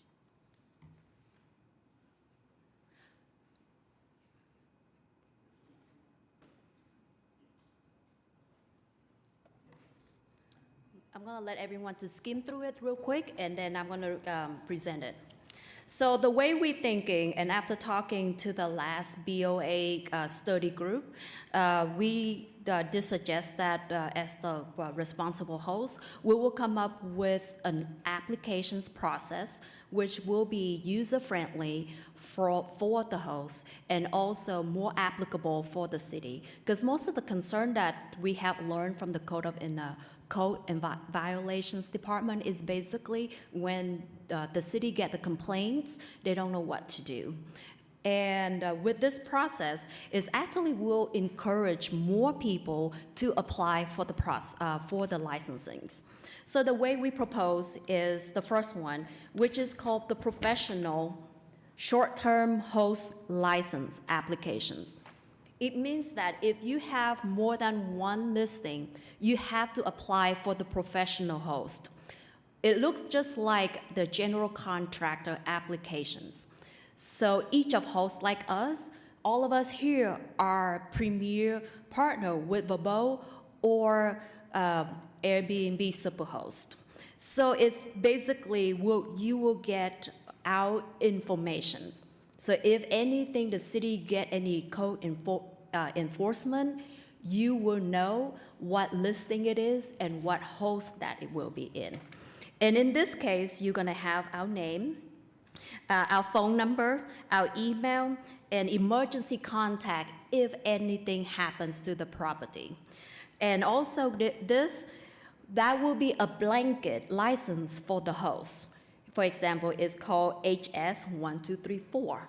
And the application we suggest is gonna be a fee for $300 per year. But if you're a renewal for experienced host and prove that you have 5 stars all the year and you still maintain your Superhost status or Premier Partners host, you're gonna get a discount, $150. But that is a small detail. The main thing here is the blanket for the professional host license. It's mainly to look just like the general contractors or electricians or plumbers, all those. And each house, you will have the housing short-term applications. The housing is basically will nest under the professional host license. For example, I have the house on 1234 Main Street, and I'll apply for short-term rental. And the license of that house will be nested under my professional host, HS1234-001.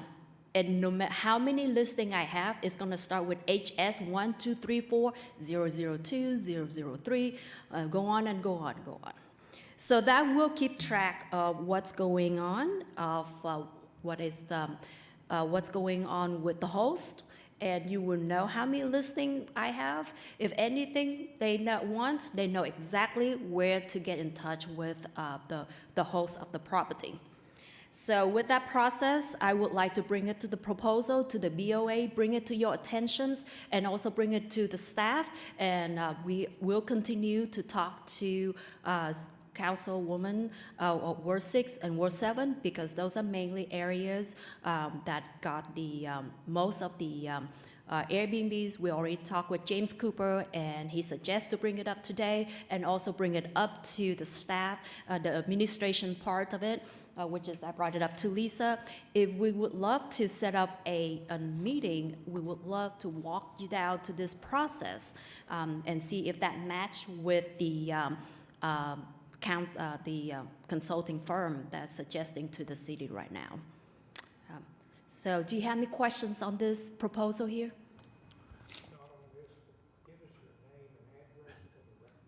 Sure, my name is Scarlett Licao, and my address is 20 Northwest 13. Yes. So just for all of our information, I believe, but we don't create the applications, right? I mean, and we don't, the application is created by city staff somewhere, but not by the Board of Adjustment.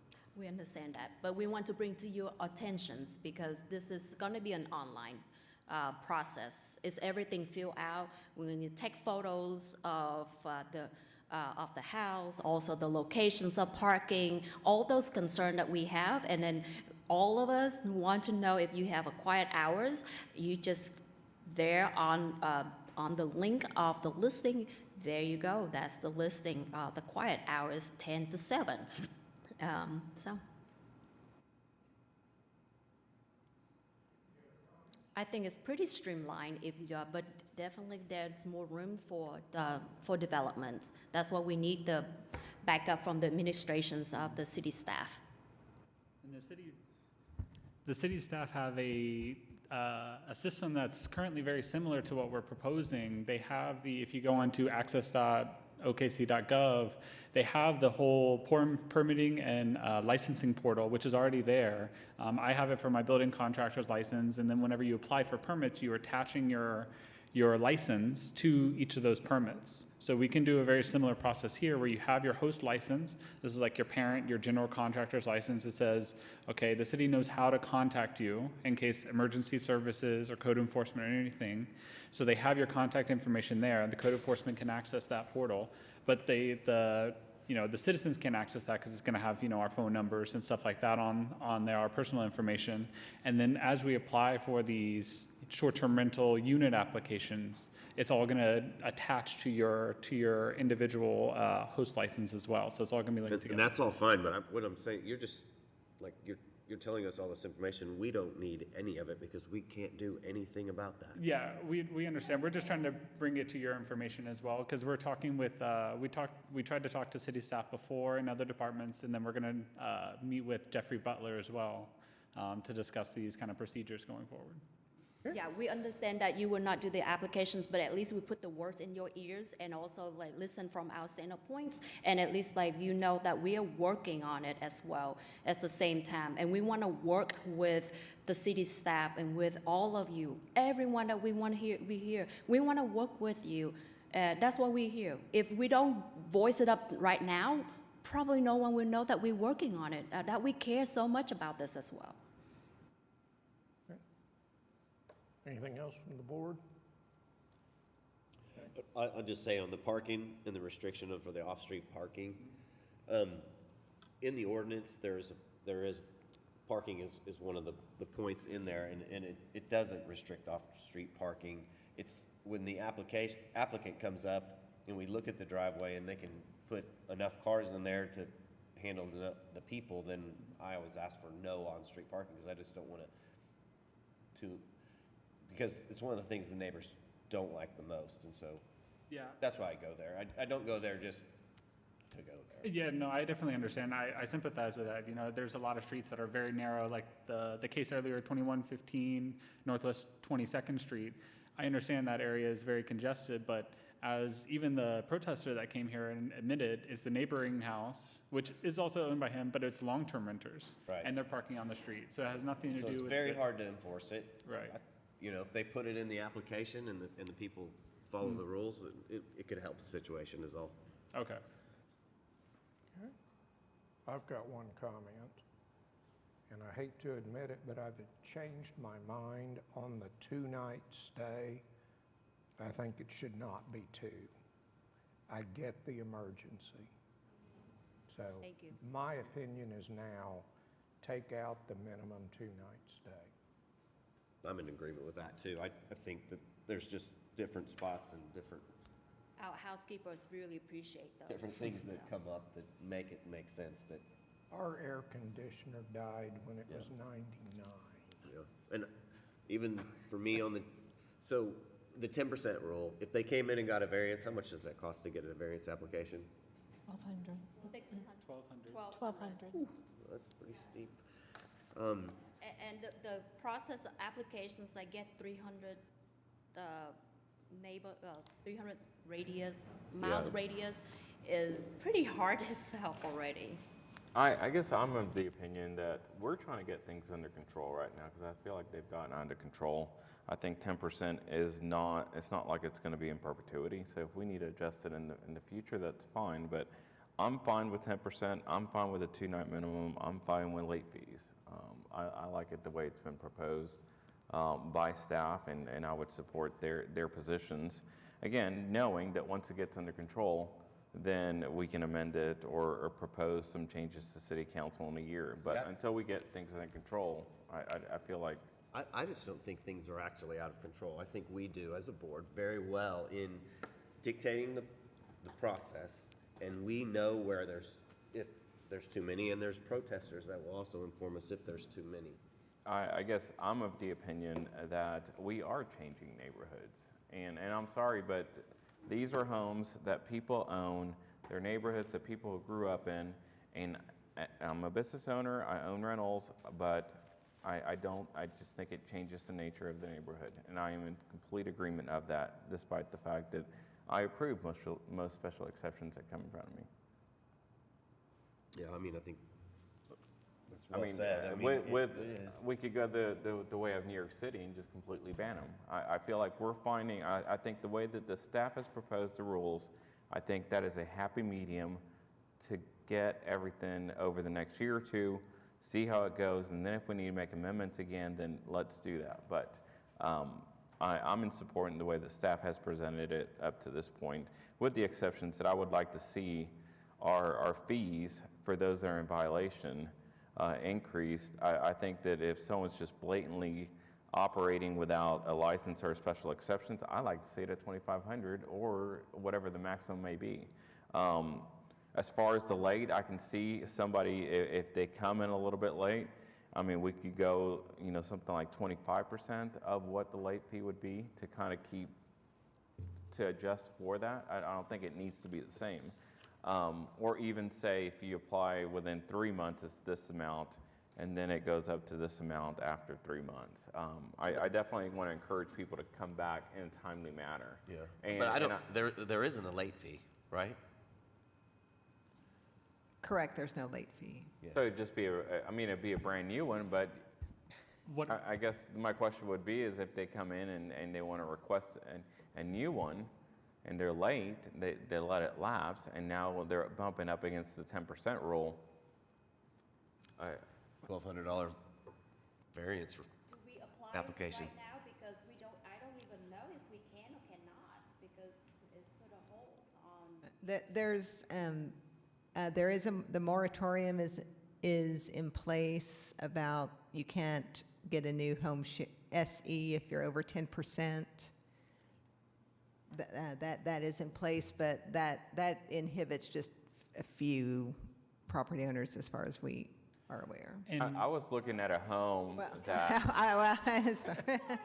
Well, I know of one. I was looking at a home because I had another attorney said, do you want to buy this house out of a probate?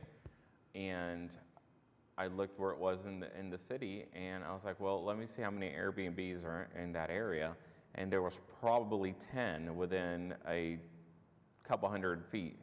I mean, I was just like, that neighborhood, someone, you know, what's the incentive to buy a home long-term or just as your primary residence if you've got to deal with that? So I'm of the opinion, and you know, maybe against, in contradiction with the other board members, but I like the way the staff has put their recommendations in. To that point, I think a good incentive for them to buy is that shows that the neighborhood is very desirable. Like in the Paseo Plaza downtown, that means that there's people want to go there for a reason. So that's kind of the incentive to purchase in that area. And they can make their own decision, of course, you know, with their broker, the realtor, they'll make those informed decisions together with them. But as far as the late fees go, what about the cases like in our case where we have a lapse in the special exemption, but then we're doing long-term rental for 4 or 5 months, and then we come back after 4 or 5 months? Do we still have to apply special exemption even though it doesn't apply I think to the us? late fee situation may need to be revisited depending on what actually gets passed. So I think that's part of it. I still am going to disagree as far as, yes, it would make seeing a lot of short-term rentals in a specific area may make that say that, okay, the Paseo District is a great place, which it is. Mm-hmm. However, you're pushing all of those people that live in that area out to the suburbs. You're pushing them out, and you're favoring businesses, right? We're here, long-term renters, I feel like they hold the properties because they want to provide a place for people that are going to be in our city. Mm-hmm. Whereas short-term rentals, it is more of a true business. And I am concerned about that, even though I use them, Mm-hmm. right? And one thing that we didn't talk about is, do we put a radius? I've got a short-term rental in my neighborhood that's 4,500 square feet, and I've got complaints. And there's been I've heard things outside of here as to that short-term rental. I live in a decent neighborhood here in the city, right? Is it okay to have something like that that's going to be a party house? I mean, there's no other reason for that because it's not close to a school, it's not close to a hospital. Like these things that I could see people coming in from out of town, it's not even close to downtown. Like, someone there is looking to have a party. And I don't think that that's that's not something that was proposed. But that's one thing that in talking to other people, I think they were like, well, can we make it within a 1 mile radius of all these, whether it's downtown or a hospital or a school? So I don't know what the answer is. That's a very good point, actually, and I think the Planning Commission actually kind of addresses that a little bit with their Plan OKC. If you look at the way they define the new LUDAs, which Lisa might be able to talk more about that, but they have kind of urban dense, less urban dense, high density, new designations that they're trying to get more recognized. They're not in ordinance and in effect yet, but they're kind of recommendations for the city moving forward. And I think the opinion is subjective, probably because of different generations for us. It's like, oh, if I live in those areas, like, yes, 'cause we would love to see new faces all the time, and we love walkability. We live like in the urban core, and mostly Airbnb is in urban core, and our Airbnb is urban core for sure. We would say that subjective that we support the local businesses. You see how many restaurants has been closed down? Because we don't have enough foot traffic to those local restaurants, because our tourism is so weak. Restaurants only have 2 days to survive, Friday and Saturday. That's it. What are we gonna do during weekday? You have a lunch rush, and what else? You still have to turn on the light, you still have to pay the staff, you still have to support everything else, you still have to pay the rent. That's why restaurants closing down, because we don't have enough foot traffic. And if we put more regulations on this, we really suppress the tourism industry. We're really killing the local businesses in those areas. And what I'm saying right here is we understand that you guys want to control it, the city want to control it, but let's think about it. The part is uncontrollable here is the unlicensed. And we having a proposal to make it more applicable, more user-friendly, people gonna apply for it. Yes, you can find the non-licensed high, that's fine. Because why? We are here to apply for the professional host, and all our houses will be hosted under that professional host license. And you know who we are. We are here in Oklahoma City. You know where we live. You know my phone number. You know my email. You can show up at my house if anything happens. Would be great. Just wanted to say something about Eva. Yes. Microphone so we You can were get it. talking about the big home which you have in your area, right? I'll tell you the truth, most of the people who have 3 and 4 bedroom homes, they would never rent one-night reservations. The good host. I don't know who is renting in your neighborhood. Hopefully you get him to get a license, because I like people who are getting licenses because they're more responsible. So we are all about helping you guys to have easier way to get in touch with us. But there should be we should find a way to get to the folks who don't know about this, or the folks who don't know how to manage their Airbnbs, because there's a lot of people who don't know. I've done that for 8 years. I went through so much. I started with the one-night reservations in bigger houses and realized that's so horrible. I'll never do it. I never do it. My minimum is 2 nights for big homes. Just a single bedroom, I do 1 night, because those will never have parties in. It's one person staying, so never had issues with them. And those are the ones which are like the, let's say a hotel room, right? That's what people rent. It's going to be 1 to 2 people, and they'll go on with their business. So that person, if there's parties in their house, I'll certainly go knock on the door and tell them, man, that's like, here's the license documentation, go apply. Because I'm gonna talk to the folks, and I'll get you to apply earlier or later. Well, I'll do it. I'll do it. Like, I'll do it with the people who I know they don't have a license. Now, the problem is the people who get it together, we do our best to get our licenses, but we don't know all the hosts. So when you guys get that system going where you can contact the rest of the hosts, they will start applying, especially if you make it easy on them and you get those online applications done and all that stuff, which is super easy in Tulsa. I just go online, I put my info, I apply, pay for it, Super easy. Like for me, Tulsa is so much easier. Like and they send me 3 or 4 like reminders. So I'm like, oh my gosh, thank you. Because if I don't get the reminders, I'm so absent-minded. I never pay anything. I'm horrible. So I like that. And I don't know how much money it costed them, but it makes my life easier. So much easier. It's amazing. And I think most of the people want to do it, but they need it easier because, like, I do everything myself. Like, I even clean with my crew. Like, we have a few Airbnbs, and I clean with them every Sunday because we're busy. With that being said, like, I do everything. And people like me who do everything, they don't have the opportunity to think for every little detail. And I want to. I want to make it easy on you. I want to pay on time and all this stuff. But I can't. I actually got a citation because I was late for one of my houses. Sorry, planning department doesn't issue the licenses. We don't do the code enforcement. That's development. No, That's development services. Just so. mentioning that you do that, so you have it in place. That's great. But why don't you do it for people who want to apply for the license and don't focus on the ones who don't? Like, that's my point, right? Because I was like, I come and do it. Yeah. I'm just freaking late because I do it all. Well, thanks. So. I want to get to move this along and get to making a motion. And I know it's not going to be easy. And so we're going to do the chapter 59 first. Okay, thank you. And that's why I enumerated my PowerPoint the way I did, to attempt to help. But wherever you want to start, Don, I have the ordinances, I have the PowerPoint. Let's do item 12 first. Yep, which is we got to do them separate. Chapter 59. Chapter 59, okay. 12. Special exceptions. Yeah, number 12, okay. Yeah, good luck on making a motion. I know. There's 7 points. And do we need to do each one?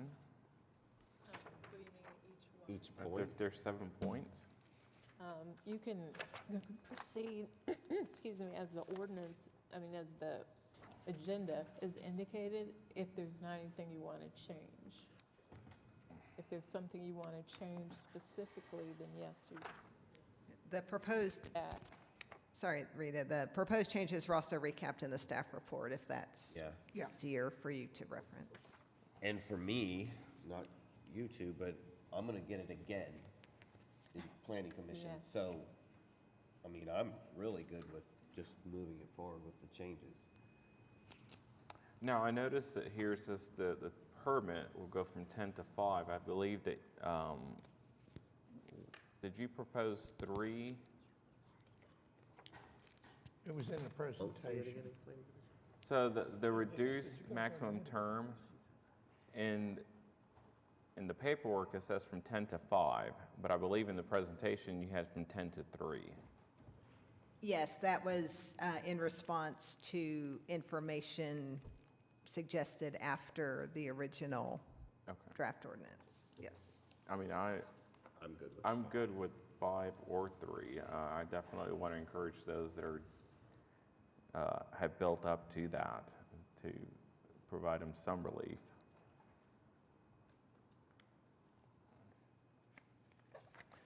Okay, so the 3 new items so we're voting on clarify the process for revocation, establish a 2-night minimum stay, reduce the term, concentration limits, off-street parking, and allow the BOA to consider private covenants and restrictions.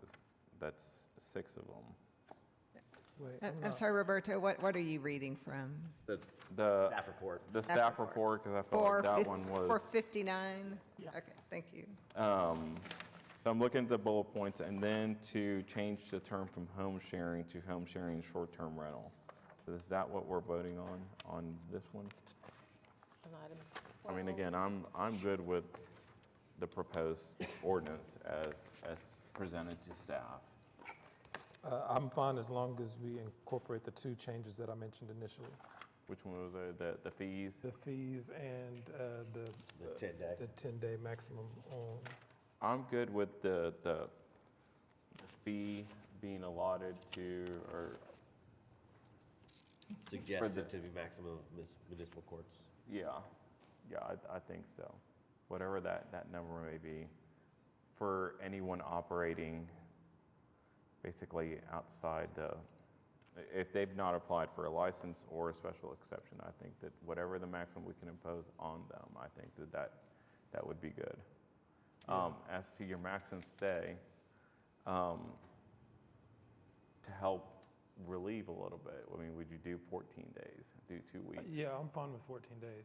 I want to give, my thing is, all of this discussion is good. A lot of this is, in the weeds that staff will end up having to work out. But I feel like we owe responsibility to city council considering the fact that we see these cases. So I think the recommendation is actually important. And so I know it is because of the conversations that we have outside of the meetings. But they can choose to adjust that however they want. I want the spirit of that to go forward. So I'm Right. perfectly fine with 14. If they choose to increase it or decrease it or abandon it altogether, I feel like I've done my duty as far as saying this is how I feel like is the most appropriate way to address it. Okay. Sarah, just for clarification too, we're recommending to whom? You're recommending to the city council. This is going to council. Okay. You And, want me to make the motion? yeah, Sarah was recommending for clarity, if you could reference your recommendations based off of the proposed ordinance text. So starting with the Chapter 59 ordinance that was in your packet.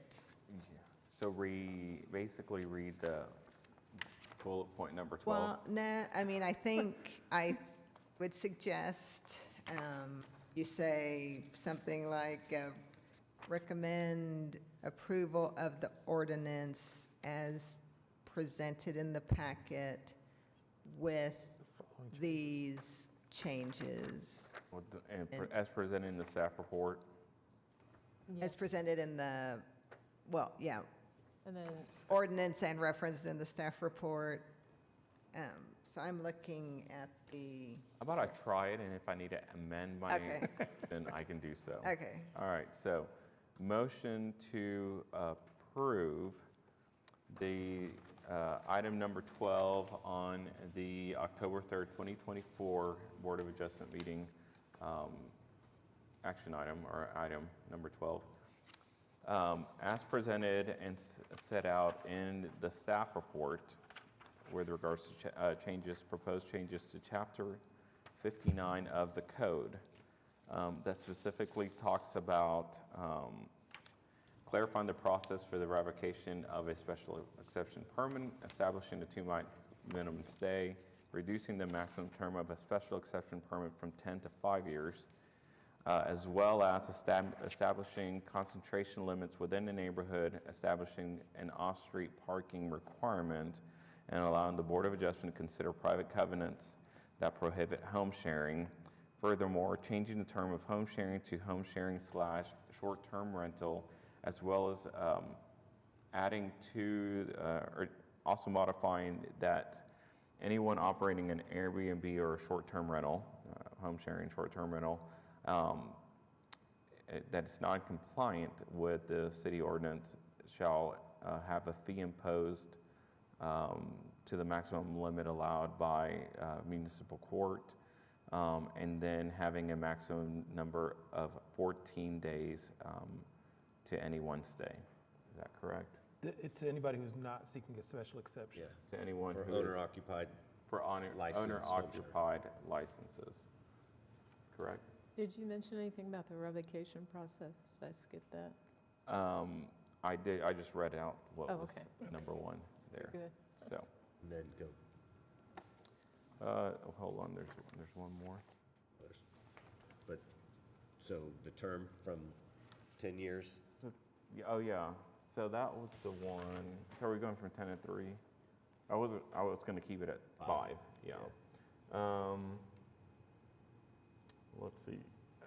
Adding a provision that if a host property owner operates a license without a license, is cited, convicted for violating the home sharing ordinances or conditions of an SC, SE, or if an SE, I'm on page 12 of the staff report. I just want to make sure that these are all in chapter 59. That's, Yep. okay, because I don't think Yeah, this is one all of the within changes were, item okay. 12. If an SE is revoked for violating conditions of the SC, the Board of Adjustment licensing staff have the discretion to deny an SC license application or renewal for a certain period of time as specified in the ordinance requirement. Number 4. I'm sorry, in the presentation, we recommended 1 year. Okay, all right, so amending that portion from a certain period of time to a period of 1 year. Thank you. Proposing a change to section 59-4250.1.b from parties entitled to request special exception uses. Applications for special exception uses may be filed by the owner or any person having a right of ownership in any property in the city. And it was modified to, what was the language in the presentation? Or was that the language that was proposed? Any person authorized by the owner. Or changing that to any person authorized by the owner. Okay, yeah, there it is. Number 5, change section 59-9350.3.1.f and G to clarify that when an application will be considered a renewal application and when it will be considered a new application. Number 6, consider stricter proof of residency requirements. And number 7, consider setting a maximum number of total days. I believe that's what we talked about, setting that at 14 days for owner-occupied home shares. Good enough. Did I encapsulate everything? Yeah, on the consider stricter proof of residency requirements, do you have a motion of what those specifically would be? I'm amending that part of my motion to incorporate the suggestions made by staff as presented in slide whichever. Home share exemption. The ones in the draft ordinance? Yes. Okay, not any additional ones? No. Okay. Yeah. How's that for referencing all the rest things? Did somebody write that down? It's on video. It's on video. Okay, we got a motion. Second? Second. Okay, we have a motion and a second. Whatever Roberto said. Don't ask me to repeat. I vote yes. I didn't get a voting panel. There it is. Okay, got that one? All right, let's do item 13. Let me find that one.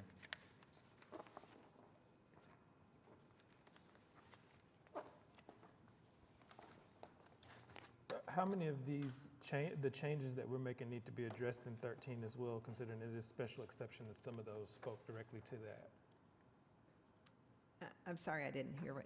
So some of the changes that we made that applied to Chapter 59 were in regards to licensing, but some of these changes, they kind of spill over into the other categories. So we have like the increased fees for operating without a license, but we also want to apply those fees to anybody who is Yeah, add that to the motion. okay, so we need to address it again here. So we have to address everything I just said in 12 and 13 also?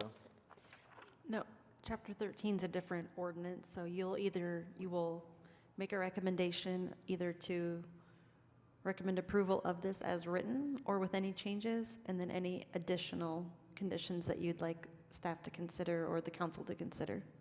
Okay, but is section 13, does that capture the 14-day max? I'm just looking on here because a lot of the bullet points are the same. Yeah, that's talking fine. about Yeah, previous meetings. it was too hard to It was too Yeah, I think difficult we to have distinguish address it them. here as well. So, Can I Give me just- 1 second. Okay, the changes that are specifically related to 13 that you have discussed are, changing the name. The provision that if a host is cited or convicted of violating the ordinance or the conditions of their SE, they can't file for a new SC for a period of 1 year. okay. That's a, Is it just, both so the item 1 and chapter 3? 13 and 59 item. So is that number 1 and number 3? Are those the only one? Because I'm going to just cite, Oh, yeah, number 1 and number how about 6 and 3. 7? Yeah, 3 with the specificity that it's for 1 year. And then the rest of those are 59. The maximum number of total days that host occupied home shares could be rented for is chapter 13. Okay. Lisa, on number 6, where it says consider stricter proof, did you already say what you had in mind for that? What stricter proof means? I think it was in the It presentation. was, yeah. Would you say what that was? What you meant by a term for stricter? No, that's what I asked the board a couple minutes ago, if they had staff wasn't recommending that we change it any further than we had originally drafted it. Yeah, I think the confusion is. And, yeah, I think they're making a saying- change, we're just not making a change from their change. Yeah, like as drafted is Yeah. good, is. Okay. That's all that I was looking at, because it says consider stricter. Yeah. What does stricter mean? She had a slide that I what like that proof, one, yeah. Okay. what proof would be required. So it's number 6 under 59 or 13. The proof of residency requirement. Is that 59? The proof of residency is, 1 second.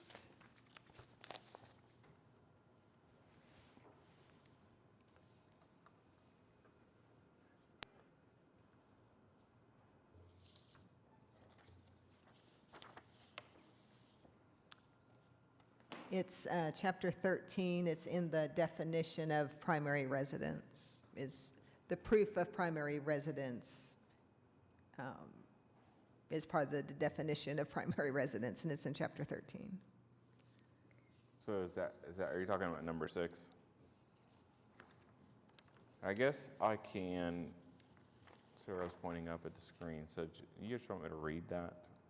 No? Okay. No, 6 was if you had additional No, things. Okay, all right, so I will X out. So I've got 1, 3, and 7 that I'm going to include in this motion for number 13. Is that correct? That you're including changes? That I'm incorporating into, as well as up here. I was just going to read that up there and then one. So let's try this out. Motion. In the ordinance, as written with those changes. Yes, okay. So motion to approve item number 13 on the October 3rd, 2024 agenda. As so far as those proposed changes are to chapter 13, and the changes include adding a definition of primary residence and listing the types of identification needed to prove that the home is a primary residence, setting an occupancy limit, and clarifying that special exceptions do not supersede restrictive covenants, deed restrictions, and lease agreements. Changing the term of home sharing to home sharing / short-term rental. Item number 3, with regarding specificity as to when staff and/or the board adjustment can remove or deny, or revoke or deny a special exception, with the denial being a period of 1 year, specified in the ordinance. And then number 7, changing the maximum number of days to 14 for owner-occupied home shares that are rented out. Did I get close at all? Second. Okay, motion and a second. Cast your votes.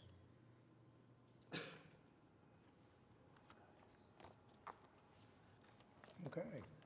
Thank you, folks, for coming out. Appreciate your time. Yeah, I have a clarification question. Where was the motion for the two-night minimum or not the two-night minimum? I think For we the kept two-night it at minimum. 2 nights. Okay. I think I'm a cult of one on that. I'm sorry? I think I'm a cult of the one on that, so leave it at 2 nights. Oh, okay, yeah, I just wasn't sure where the motion was relative to the vote. Okay, thank you. Yeah, so we just left it in there, but this is also going to council, and council will make all the changes they want to Final this. decision. So that's where your process will be. That's the ultimate arbiter. Okay, thank you all. No, thank you. Appreciate it. Okay, we deferred number 14. I don't have any additional items. We don't have any board committees. I would just like to say, if we have 14 items on any further agendas, so we put a time limit on that.